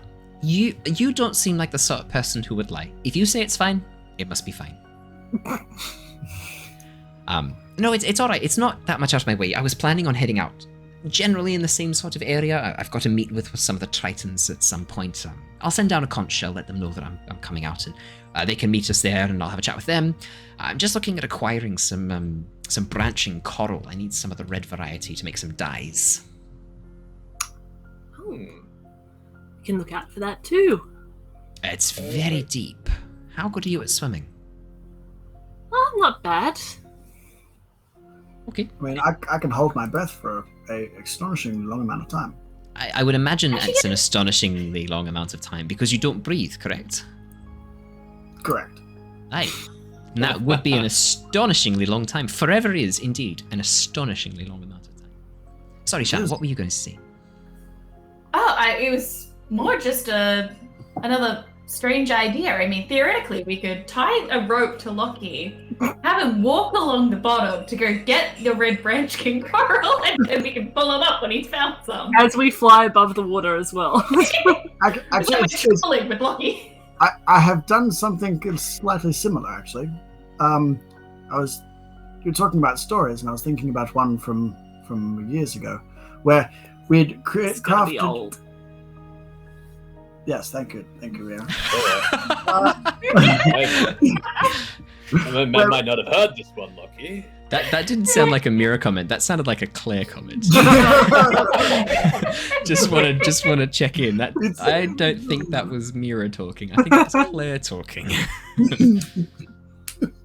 Well, we'd this is before the cult had come to the skyship. So we'd crafted a large, almost like tuning fork that when we would try and capture wyvern companies and things, would pass over them and create like a bubble, elemental bubble using magics, and would reel them in, so it'd be nice and safe. Now, what had happened is it had come down and it was not working. So what we did instead is somebody had the bright idea of putting a large ball together with some of the energies, and I was inside the ball. So what I would do is I would gyroscope and like guide the ball, and it was almost like this big swinging pendulum thing, which is very similar to your idea, but it went a little awry, and we nearly took out the tower on the top there, where the demon lady ended up living.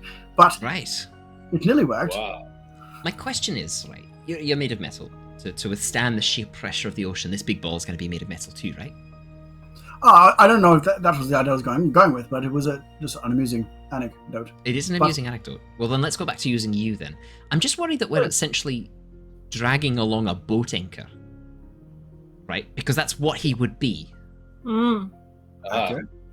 And what if he got stuck in like a section of rock, and the rope tried to pull him, and the rope snaps, and now he's trapped down there forever?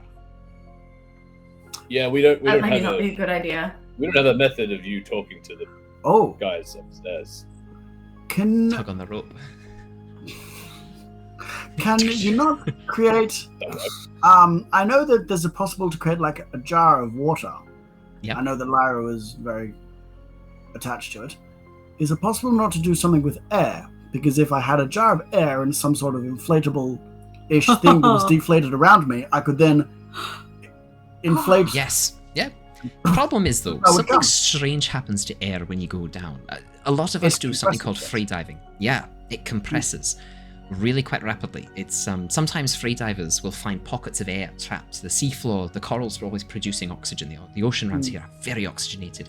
Sometimes it pools in caves. but if a diver goes and takes a breath of that air from that cave, they have to be so careful because it's at a different pressure. So whenever you take a breath of air from a cave, you have to keep your mouth open and always be breathing bubbles. I have seen what happens if you don't. I've seen someone's lungs explode from the pressure differential. It is. Don't they scream when they come back up again? You'd be surprised. You'd be very surprised. I mean, to get the air out. Oh, they just go like this. You can scream, that's true, but you just need a little bit of air, because as soon as the passageway is open, the air can push its way out. So it gets pushed out if it's getting too quick, but if you've not got that passageway and if it seals, you explode. Like, literally explode. I've seen it happen. New divers, it happens very rarely, but I've seen it. It's awful. I'm more than happy to get the Triton who literally breathe water to just dive down and get me some. It's no big deal. Oh, of course. You don't have to go out of your way. I mean, you don't have to worry about Lockie's lungs exploding, though. No. That's a good thing. That's true. I feel like we're really working hard to get Lockie down there, and I could just give the Triton 2 gold, and they'll give me all I need. Yeah, excellent. Yeah, I think it was a bit of a mental exercise. Good mental exercise then. That's a good Lockie one. loves the old, Thought riddle experiments. hypothetical scenario. We call them brain wrinklers here. Excellent. Because the more you think on them, your brain becomes like old kelp, wrinkler. dries up and gets all wrinkled. That's probably not accurate. My brain. That's a very interesting thought. Mira. Sorry. Aye, so yeah, look, I'm more than happy to come with you. It's not that far out of my way, as long as you can tow my boat behind tow my raft behind your airship. It can travel in water as well, right? As air. Most can from what I've seen. As long as you're happy to tow my raft behind, I can make my own way back as soon as I've talked to the Triton. Not a big deal at all. I was planning on heading out myself anyway in the next few days. When would you be thinking of heading out? Tomorrow? I think so. We just need to get some supplies. Oh, we need to go and talk to the Messenger Guild. And Shana, was there something that you needed to do too? I just don't remember. We needed to talk to the messengers. Oh, well, Leosin might be able to pass my messages on.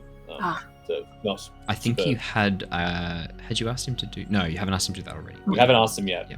But it was mentioned while we were walking through the city that Leosin could probably just pass it on anyway. So yeah, being able to cast the spell message. Yep. But supplies, yes. I think we all need to make sure we have enough supplies for the journey ahead. Don't really know what the big wastes of North will have in store for us. Actually, Lockie, did you say that you caught wyverns? Yes, I was about to say that's quite interesting. That's I heard that too, and I made a mental note. I'm pleased you're coming back to that. That was one of my next questions. Oh yes. Well, that as part of the and one of the reasons that there were wyverns on there in the first place is that they would capture wild flocks of them and tame them and then breed them. So yes, we had almost like a very large tuning fork. Sorry to interrupt, Lockie. Who would do this? Who was capturing wyverns and taming them? It was the crew that were living on this. Before I don't want to say cult. floating. It was before the cult, yes. Who were they? Yes. Big people. They made the thing fly in the first place. Sorry, made it fly. Are you talking about a sky castle? Well, it's not really a castle, but Are you talking about giants? Big people, yeah, you are. How old are you? Your chronometer took a few dings, but I'm ticking away nicely. I'm actually not sure. Let's see, that part of me broke down a long time ago, so I didn't bother to fix it, but I've sort of lost track of the years as they've gone. I like the idea of you We can't know you're remember at how to least fix 600. you can't remember how to fix the memory bank. The first thing that failed, the first system that failed was the memory storage of your repairs, and so like when that failed, you're like, bugger. No, how is there not some sort of backup for this? I was thinking it was more of a whimsical. Oh, I don't need time anyway because I'm a machine. Yeah, but, true. No, I like that too. That's really funny. yes, it is at least 600 years, but possibly a little longer. If you're talking about giants, it's a little longer. 600 years. Wow. Yeah, absolutely longer if the giants are involved. involved. Does it get a bit boring? Oh no. Well, okay, so for piss Yeah, out a period of time absolutely. possibly, but after a while, no, because see what I was doing is as I would keep repairing the sky vessel, and I sort of started getting a bit of a relationship with her. So you got to know what bits were breaking, and you were able to watch. And I was saying life. Doesn't life get a bit boring when you've been alive that long? But clearly, if you were really entertained by repairing the same thing over and over again, life mustn't be boring to you. Oh, it's not boring at all. It is an endless series of puzzles. That's a good way to think about it, actually. I like that. I agree with that. Okay, so you were with giants, and they trapped wyverns and tamed them. Yes. They would use large tuning forks, and they would then use elemental energies, where they would mix like bits of air and water together to create like large, like almost bubbles that were impervious. So they would put around the flocks of wyverns. They would set these large magical bubbles to sort of like gently bring the wyverns on to the deck, and they would then befriend them and tame them and then breed them. Were there others of your kind on this floating castle, Lockie? With the giants? Or were you the only one? Me? No, I would. As in Warforged? Yes. I think there was one other fellow, but he didn't last very long. Do you want to make me an intelligence check, He got Lockie? to a couple of arms of one of the clock mechanisms. Do you want to make me a history check, Lockie? See, because you probably haven't accessed this part of your memory bank for quite a while. Do you want to see if you recall anything extra? Yeah, this is cool. 14. Lockie. Now that when Yervith mentions like were there others of your kind, like your first initial response is there was one other, but he disappeared after a few weeks, and then you start to remember no, there was this other one, and then there were more, and then as you start to think about it, there were 10, 20 of you at one point. Then you don't really remember what happened to them. You remember them with the giants. You remember less not long after that, and then less again some time after that, and then less again, and then just you. Then there was just me, and then we had a landfall at one stage. I went off and stayed in a cave for I don't know how long, and then I woke up and Lyra was there. No. Wow. I haven't thought about that in a very long time. I was thinking you don't look like many other Warforged. Very strange design.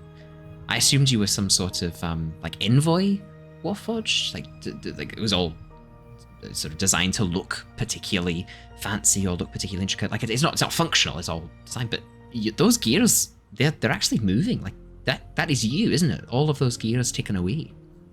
Oh yes. This part here, watch this little bit here. That's the conversation we're having going into my memory. Right. Wow. Oh. Yeah, that's. I mean, I didn't even know that the giants had Warforged, but then now that you say it, it makes sense, right? Like the giants were known for their runic magic. Warforged, I mean, it's your core. The words that power you, the words that create you are runic in nature. So it kind of makes sense, doesn't it? Like the Warforged design is almost like a golem in a way. It's like a much more intelligent golem with a soul. I guess I've never thought of it that way before. Yeah, I Right. never realized. Maybe you don't have anything to fear from the salt. I know the others did, but I don't even recognize the metal you're made out of. It looks rusted in parts, but then it's only specific parts. It's almost like rust patterns. Is it actually rust? She like leans over and starts tapping. It sort of is, but it looks like that's not really part of your original design. It looks like that's been added on. Some of those are repairs I've made. Right, okay, well that would make sense. I mean, the armor around the outside, that's my construction. Oh, okay, yeah, well that's the bit that's mostly rusted. Your internal components. I'm looking here at that even looks like mithril. Really? Hey, look, I'm not crazy. Look at this. And she gets you to turn your head, Lockie, to the side. And as you guys look inside, yeah, the bolt that makes up his main neck, now that it's been pointed out and he is clearly showing it, it's very this blue silvery material, very reminiscent of mithril. Huh. Well, adamantine is the other name for it. Interchangeably. What? Wow. That's Not steel. that's rare. Huh. You better make sure no one tries to scrap you for parts, mate. Oh, they've tried. I look at Yervith very quickly. Just like, I'm very sorry to hear that. Don't worry. I'm not gonna steal the neck for. I know you need it. It does. It is useful to turn my head. Oh, I bet. Yes. No, I don't steal from friends. Don't worry. I trust you, Yervith. Inside check. No. Nah, no kidding. but Thank you, Lockie. Lockie, if you captured wyverns, could you do that again, or is it the giant technology is probably? Oh, I hear wyverns make good poison. Actually. Oh, Yes. Well, yes. the power for those devices came from the mechanisms of the giants. So I don't know if I could have the raw power that they had at their disposal, but I mean, with maybe a little bit of help from some of my fellow casters here, maybe we could throw a couple of elements together and see what happens. that's what I'm made of. Get it? Couple of elements. I get it. Fire and ice, see? Oh, Yeah. I think I need another drink. Yeah, me too. Holds up the sail immediately. I'm starting to feel very loose. Oh, His arm falls off. dead. Your mithril is showing. I've had a bit of a wardrobe malfunction. My adamantine's on display.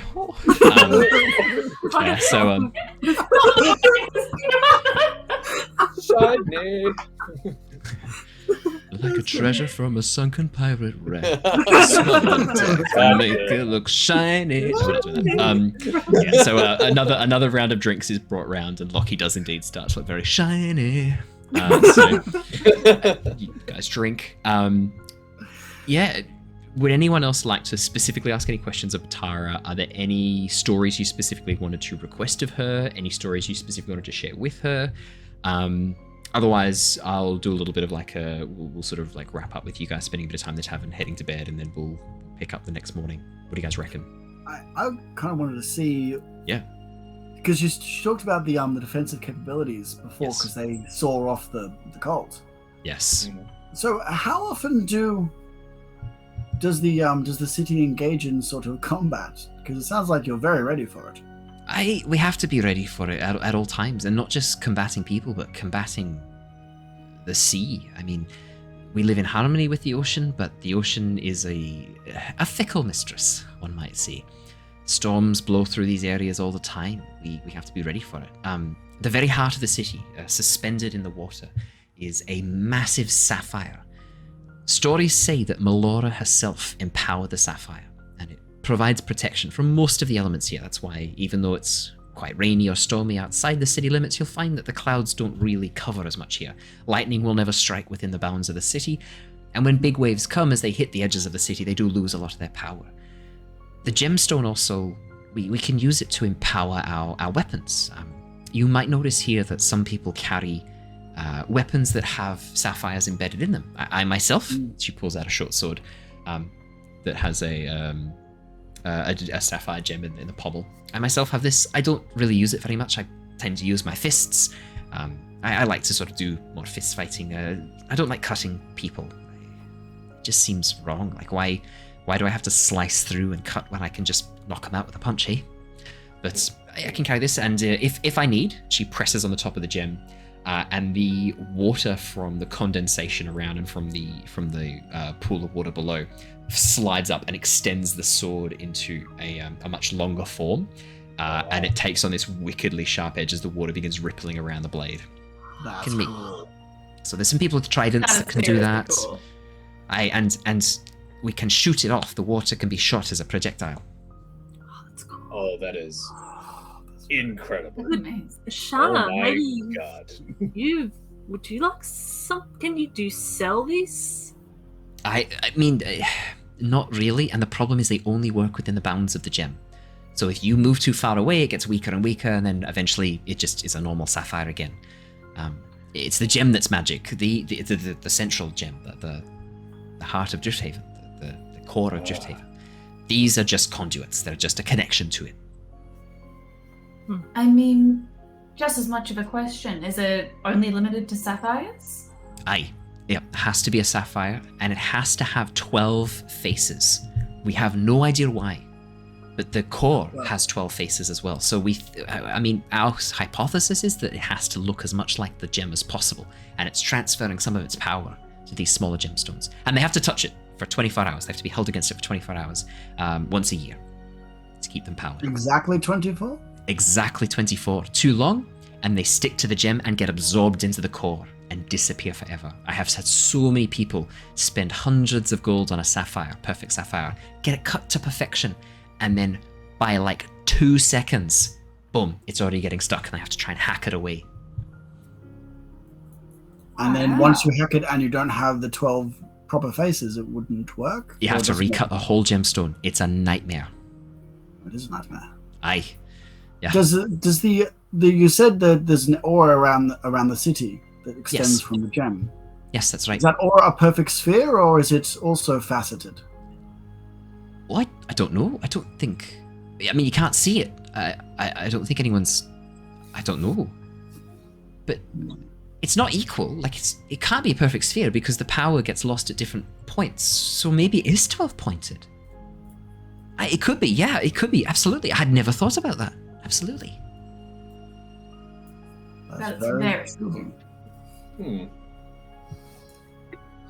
Interesting.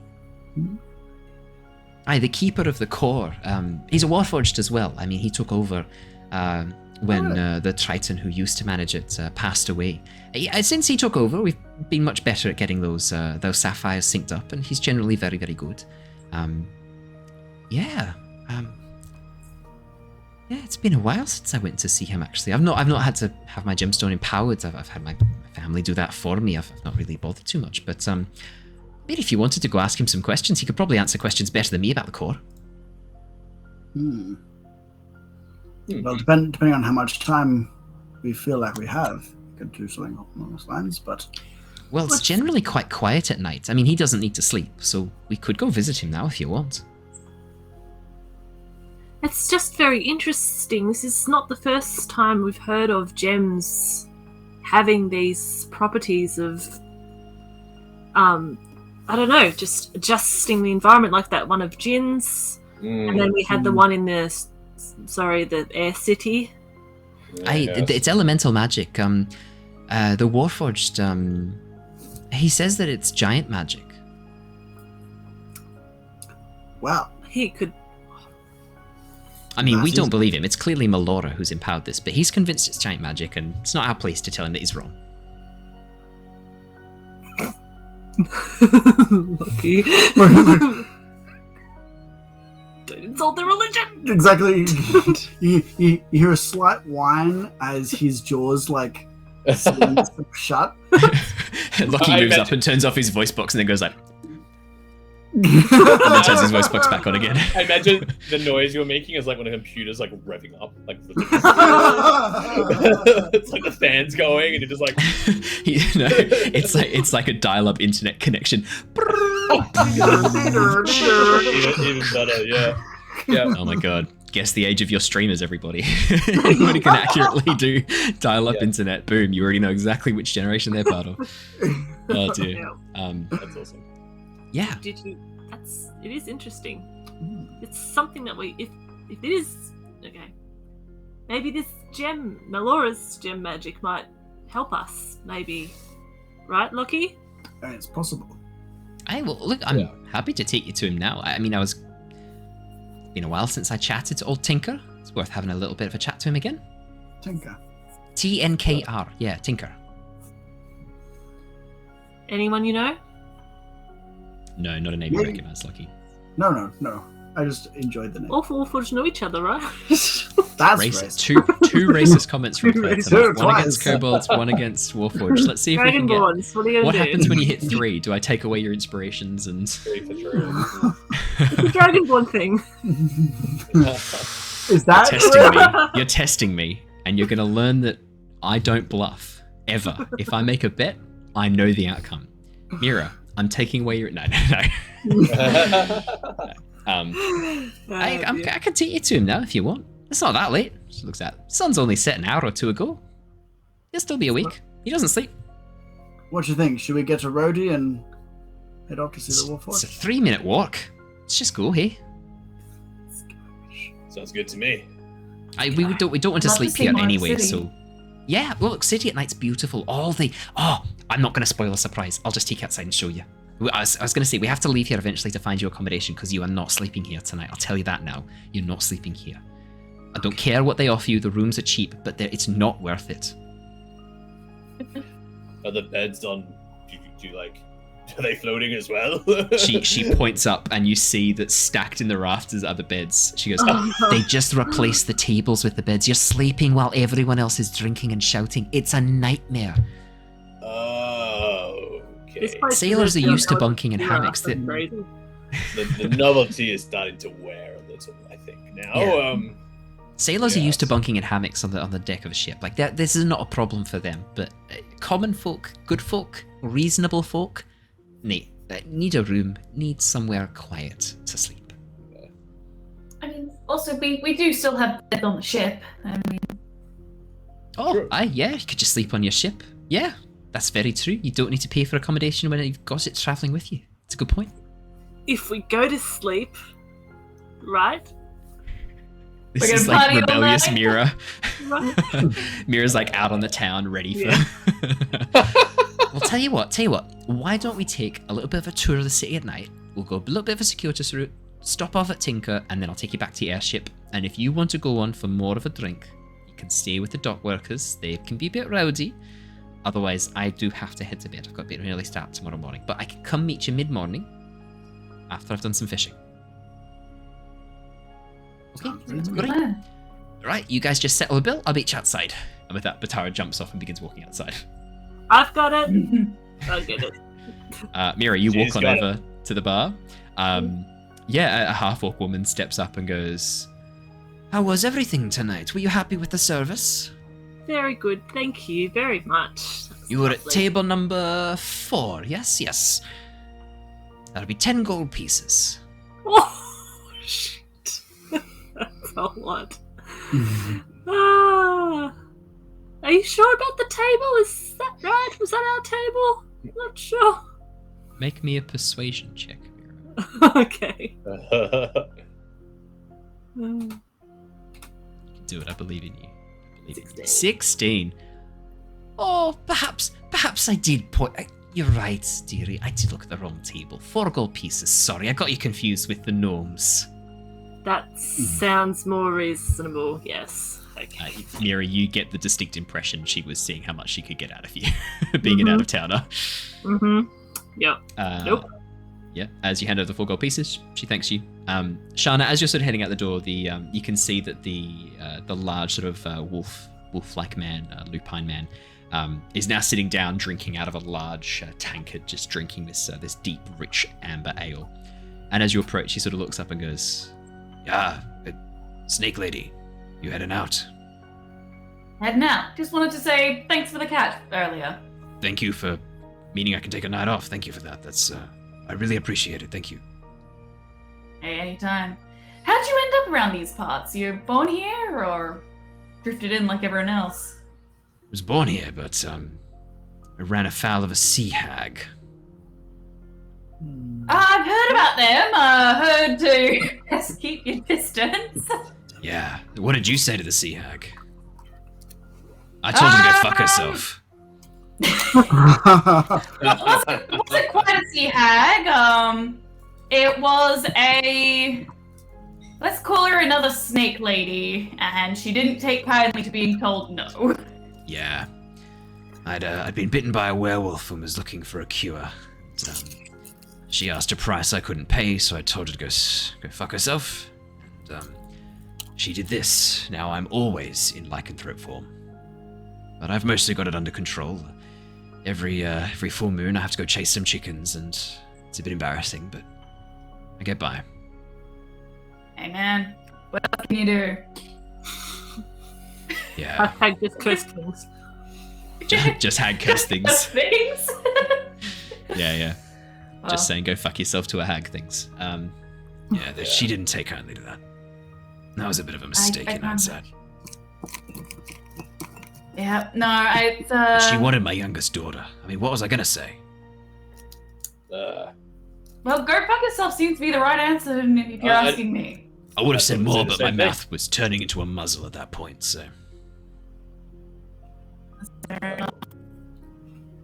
Any hope for cure it all, or is it at that point? I'm not willing to play around with magic anymore. Fair enough. Nah, man, I'm with you there. I'd go after the person that turned me into this, except she's currently a pile of dust blowing somewhere over the South Pacific.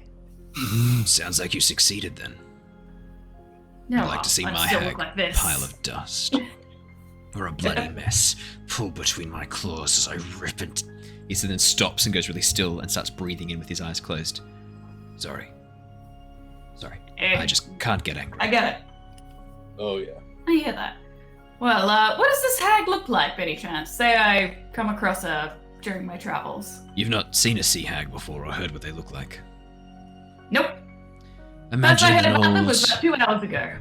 Imagine an old decrepit woman, seaweed for hair, webbed fingers and toes, who can change her shape and appear like anything she wants to. Very difficult to spot. Very difficult spot. Did this one of yours have a name? No, not that she shared with me. She called herself the Sea Mistress. A sea mistress. Well, if we happen to run into her, perhaps we can give her our regards. Yes. If you know what I mean. Yes, that sounds perfect. And if you could bring back her heart for me, Oh. If you could find a way to... Salvage a piece and bring it back here as a souvenir, perhaps. Yes, that would be fantastic. Well, I could tell you've got a bit of anger there, and I really there's some breathing exercises I've been working on. You know. Yes, me too. I've been through that. I've seen that look. You know, I have a bit of a anger management. Do you problem also tear myself. people's throats out when you lose your temper? Oh no, I just stab them repeatedly with my swords. And Not shoot so them. different then. No, I was gonna say I really see a lot in me and you. It's quite interesting. But yes, breathing exercises. It works wonders. I'm sure you're already across it, but really helped me. He holds out a hand to you, Yervith. Remus, Yeah. nice to meet you.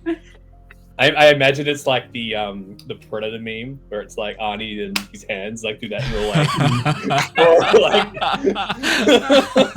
It is now. yeah. He holds out a hand to you too, Shana. Jackson, Remus, son of a bitch. Donna, lovely to meet you. nice to meet you too. How long are you hanging out in town for? Probably only another day or so. Good luck on We're... your travels. Yes, thank you.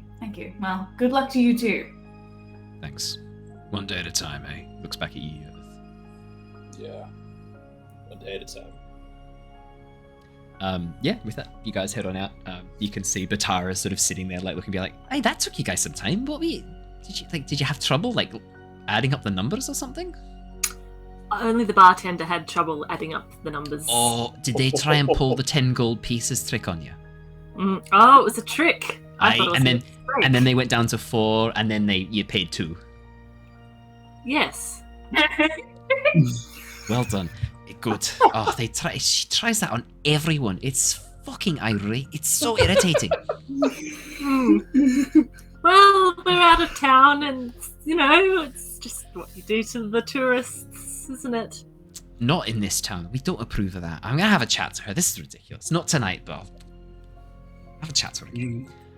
Right, so... Think of it as extra gold flowing into the economy of the town. Do you know what? When you put it like that... Yeah, fair. I like that. That's good. I like that. Except it's not. It's just going to her filthy fucking pockets. But that's okay. We'll not focus on that. It'll be okay. Right, so follow me. I'll take you around a little bit of a circuitous route. We can check out the night markets, and then we shall go and see the core. And with that, Batara leads you through. The first thing you notice, Batara sort of keeps looking to the side of the pathways and looking back at you guys really excitedly, and then continues walking.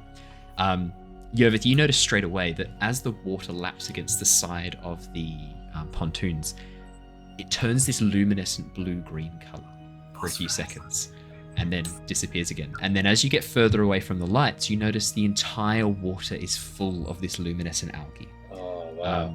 And then you can see there are some half-orcs, some young half-orcs swimming, some Aloran orcs just swimming, and every time they splash, they send up these sprays of this blue-green color that sort of winks and lights up as it flies through the air. Huh. And Batara goes, "It's so beautiful at night. It doesn't matter that it stinks of fish. It is beautiful. It's like stars reflected in the ocean." Can I try something? And he's gonna use one of the tinker. Yep. The tinker things, which what it basically will be is it's a wind-up gyroscope. Mm-hmm. So it'll be several pieces that just sort of will spin around each other. Yep. Like very sloppily and loosely to try and make as much wash in the water, and he'll wind it up and throw it in there. I know.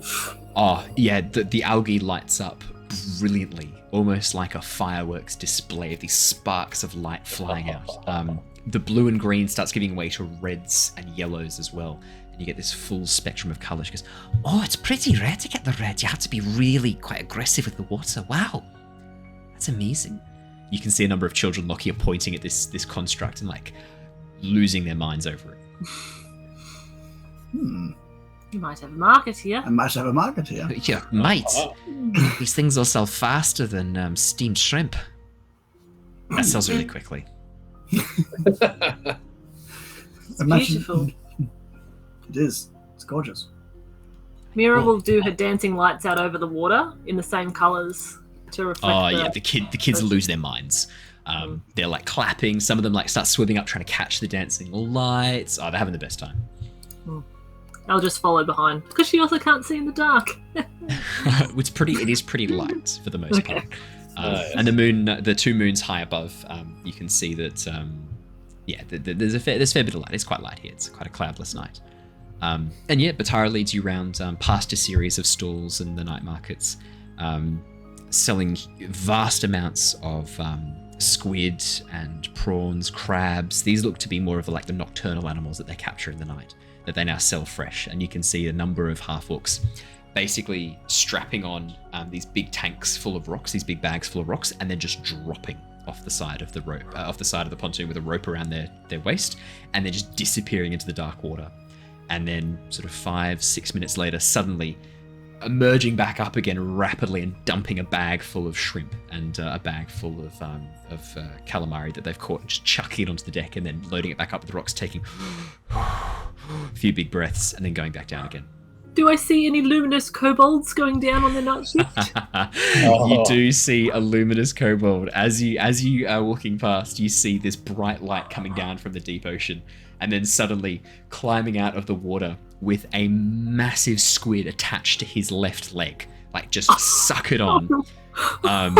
You see Stig climbing out, and then this half-orc goes, Stig, it's still on you, mate. And he dives in and starts wrestling this squid off him, and Stig's like, "Yeah, I bring it up from depth." He's like, "No, Stig, I've told you this a million times. You can take a spear."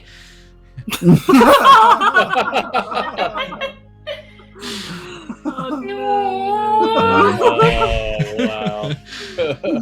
Stig gives you a little wave as you pass. There's a few bloodied scratches on his leg. The orc's like, "Stig, mate, seriously." But Stig gets big squids. Stig gets squids. It's like, "Fuck, Stig, I know you get squid, but you can't keep doing this." And you thought he was being exploited. No, he's just insane. He's insane. And with that, Batara leads you to the center of town. You can see that in the very center of the town square, there is a dip and stairs heading down under the water, and glass lining the inside of this entire undersection. And as you walk down, you can see it's this massive room with these crystal glass walls that basically give you a 360-degree view of the water underneath the town. And it's beautiful. The luminescent algae, you can see thousands of fish of all colors swimming around. There's coral reefs, artificial coral reefs, suspended by ropes from the houses above. They've actually made these artificial reefs that are basically old shipwrecks and boats that have been scuttled but kept at a certain depth for the coral to grow. And the fish are swimming through, and it just looks like it is stunning. It is beautiful below here. Everything's bioluminescent and glowing. And as you guys sort of are looking down, a bit distracted by all this, Batara points to a platform tied with some ropes and goes, "Right, get on." Get on? Yeah, we're going deeper. Yep, deeper still. Oh, yes. Shut up. Yeah, in. I want to be more. Okay, buckle up. Down we go. And with that, she pulls a lever, and the platform with a juddering shake begins to lower. As it goes down, you can see the reefs sort of disappear above you, and you start heading into a much darker section. And then below you, the passageway turns back into this strange sort of metal construct with these beams of light shining through the sides. And then it emerges down the bottom into this vast chamber constructed of some strange iron-like metal. And in the very center, hovering about a foot off the floor, with water swirling around in a helix formation, is a large sapphire, 12-sided, spinning rapidly, occasionally sparks of lightning shooting off its surface, and these streams of this bright luminescent water being pulled in from the roof, and you suddenly realize that only the floor is metal. The rest of the room has no walls or ceiling. The water is being held back by this gemstone in the center. And standing in front of it is a very tall, thin figure with 4 arms, these long, spindly 4 arms, arrow-shaped head, with these almost no sort of upper body and lower body whatsoever. Really sort of thin, central sort of processing unit in the very center, and this gemstone core at his heart is this Warforged with bright blue eyes. And as he sort of turns and goes, "Ah, Batara, and guests, welcome to the core. Have you gemstones that need replenishing?" Hello there. Hello there. I don't have a gemstone at this point, but this construction is fascinating. Then you have come to admire its splendor. I have. How did this begin? Did it begin with the gem, or was that... I'm most confused. I do not know. I have tried over many years to try and determine the exact origin of this creation. The orcs here believe it is a product of Melora. I believe it is a remnant of giant magic. And as he sort of says that and has a bit of a squinty look at you, Lockie, he goes, "You are a remnant of giant magic." It seems that way, doesn't it? Have you come to reclaim this item for the giants? Oh. I cannot let that happen. No, not at all. This is central to your city, and it is central to your life. I have no wish to corrupt that which you have found purpose with. I know how that feels, and I would not wish it on anyone. This is good to hear. I guess I've been drawn here one way or another. At first to observe, and perhaps to learn. Very well. And the rest of you? He turns and looks at Shana, Yervith, and Mira. I'm just here for the view. It is beautiful, is it not? It's gorgeous. The most beautiful thing I've seen in a very, very long time. There are no walls and ceilings. It is just open ocean. Sometimes the children dare each other to swim down and enter into the cavern. I try to tell them not to. Can Shana stick her arm through the wall? Yeah. The second you do, and you put your arm through the wall, it's just in ocean. And as you pull it back, the water, so your hand is wet, and the water slowly begins being pulled off your hand and pushed back into the wall. That's cool. Oh. I did that as well. That's really cool. Does it do that with Oh. everything, or is it just the natural water? Just seawater. Can I try? What happens if- Seems to know the difference between salt water that I have created and seawater. I have tried this experiment. What if a fish swims? Can a fish swim through it? If the children can swim through it, can fish? No, the children cannot swim through it. This is why I tell them not to do it. They Oh. struggle. It is very hard to try and swim in air, so they can get arms through, and then they have to try and kick with their legs, but the water is pulling them back.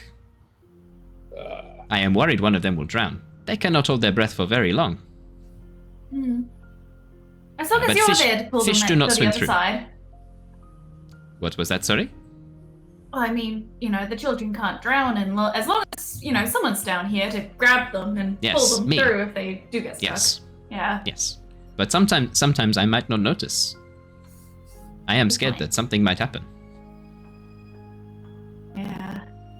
That's definitely not working. Can I Yeah. Can I go up to this thing and just again? It's kind of like those gems on the city. Is it kind of like the Oh city? yeah. ship? Yeah, very similar. The So- gemstone, and now that you're looking at the floor, the Yeah. gemstone, there's a metal Oh. housing that it's floating above, and underneath there is absolutely giant runes. Yeah, I look down. I look at Lockie. And I kind of look at to indicate to the ground. But you know what I would like to do? Yeah, you gonna touch it? I'm gonna shape water. Ooh, what are you gonna shape water? The water that's around the gemstone currently, or try and shape some seawater in? I'm gonna try and shape some seawater in. I'm just trying to see if that feeling, the magical feeling, kind of is the same as what I'm doing Yeah. Okay. as it kind of transfers, and So you just can kind try of and playing shape with it in some like a water seawater. bending way. Yeah. Yes. Okay. As you go to cast this spell, the spell activates, and then you reach out with your hands and try and pull the water. As soon as you do, you feel this resistance, and the gemstone slowly stops and then begins spinning in a different direction. And then I you stop. feel. What was that? Sorry, you stop. I just stop. Yeah. The gemstone pauses and then starts spinning the same direction again, back to the normal direction. Ah, yes, you tried the cantrip shape water. Yes. Hmm. It's- I had a wizard come down and try that too. It did not go well. Okay. Does it have a defensive mechanism? Oh no, he just could not do anything. It was too Oh, I strong. see. It did not go well. His spell did not work. Oh, I see. Oh. Fair enough. It was working. It He's was as just- literal as you, Lockie.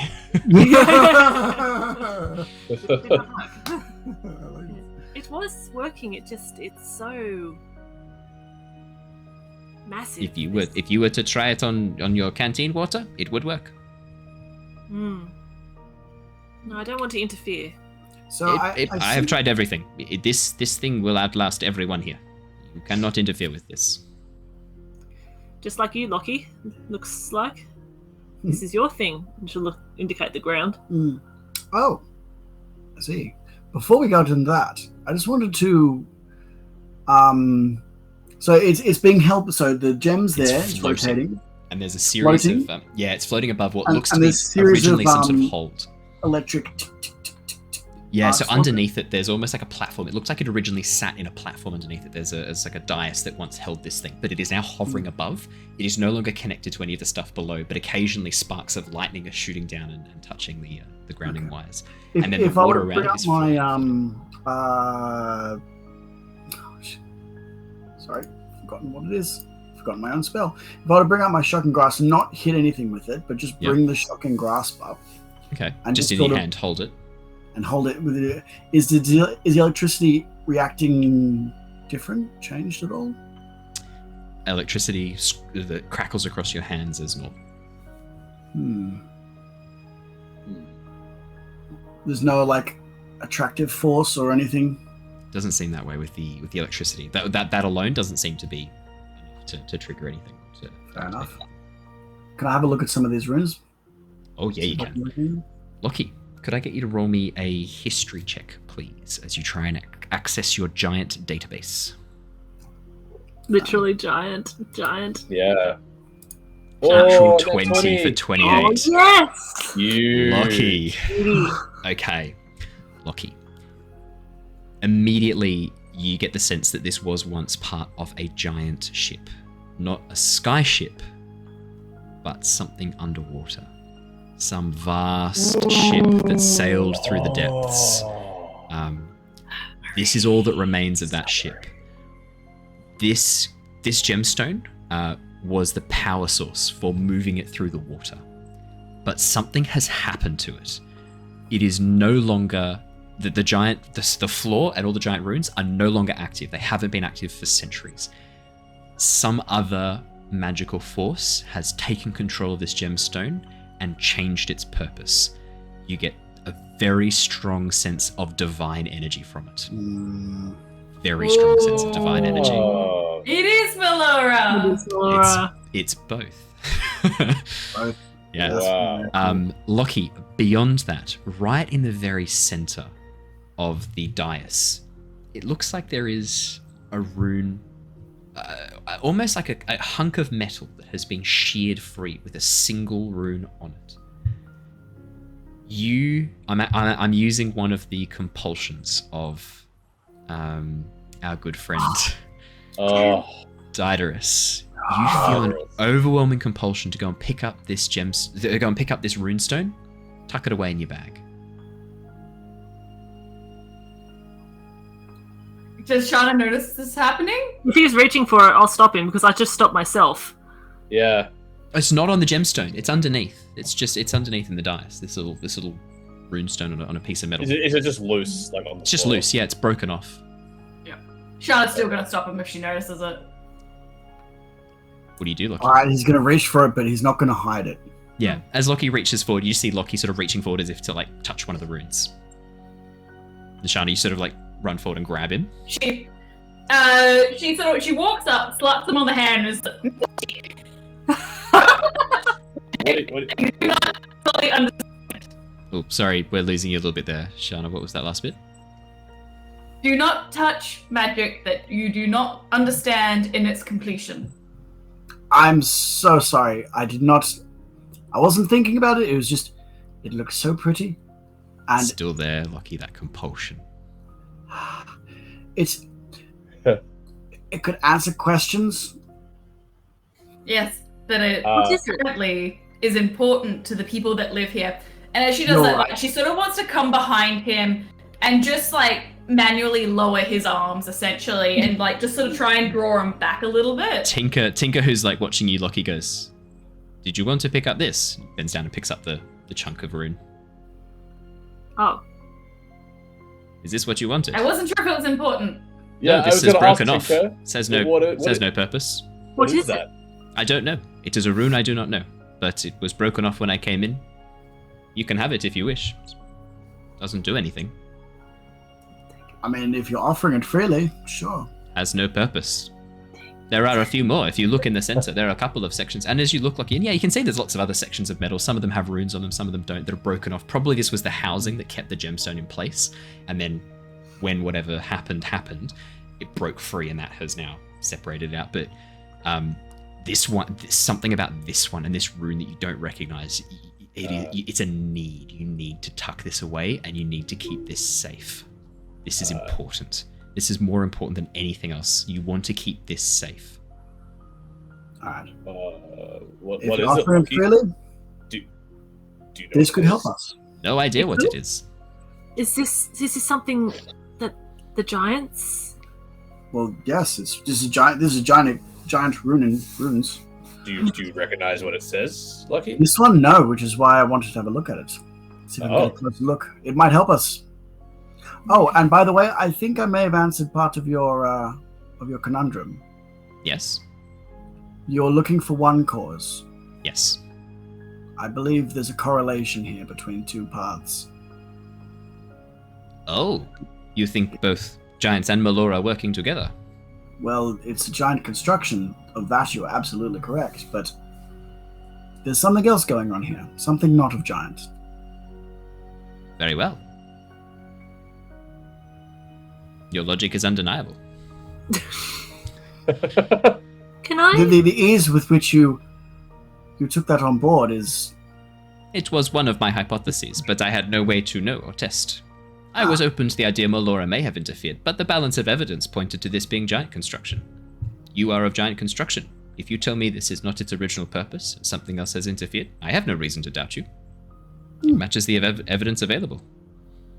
Wow, your logic is refreshing, and it is nice to be around someone that thinks clearly.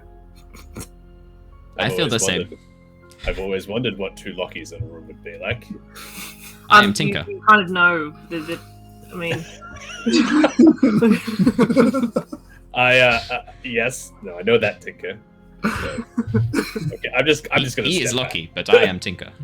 Yes, that is Tinker. I'm Lucky. Yes. Yeah.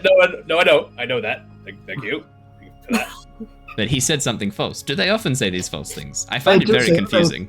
They say false things all the time, and sometimes they mean true things when they say false things, and it is the most confusing. Sometimes you don't mean it, Lockie. Two Warforged in a room together. I'm not so sure Lockie is Warforged. He seems something else. Something of giant make. Giant Warforged. I was forged by giants. I do agree. Giant forged. Giant forged. Giant forged. Giant forged. That's I'll be sending you through the custom race information shortly, Lockie.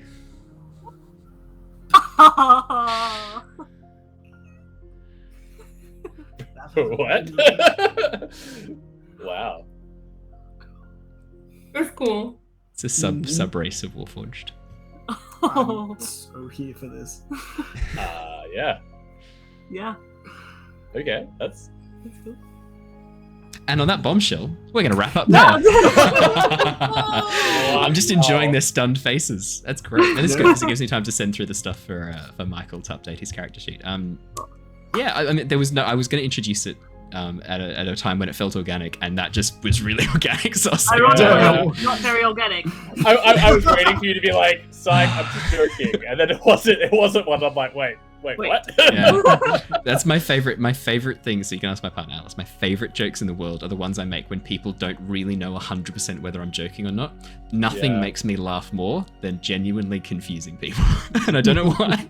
It just really makes me happy. It's just really fun. I don't know. It's just really fun confusing people. Like I like people walking away being like, I genuinely don't know like whether he was kidding or not. I really enjoy that. There's something inside of me that really likes that. Awesome. It's awesome. I'm not joking. I will be sending you through the details on your custom sub race. I'm super keen. Super keen. That was awesome. That's so cool. It's That's sick. It's a lot of fun. So there's a level 3 unlock and a level 5 unlock. So they're both unlocked at the start for you because you're level 9 right now. So you'll get access to both of the traits that unlock as time goes on. And then you and I are going to have a little bit of a chat as well about your memory banks as well. Because I've sort of factored that into it a little bit because on Nostea, that's the world that we're in, you can't be a giant forged and not be insanely old. So we're going to have a little bit of a chat about the memory bank feature.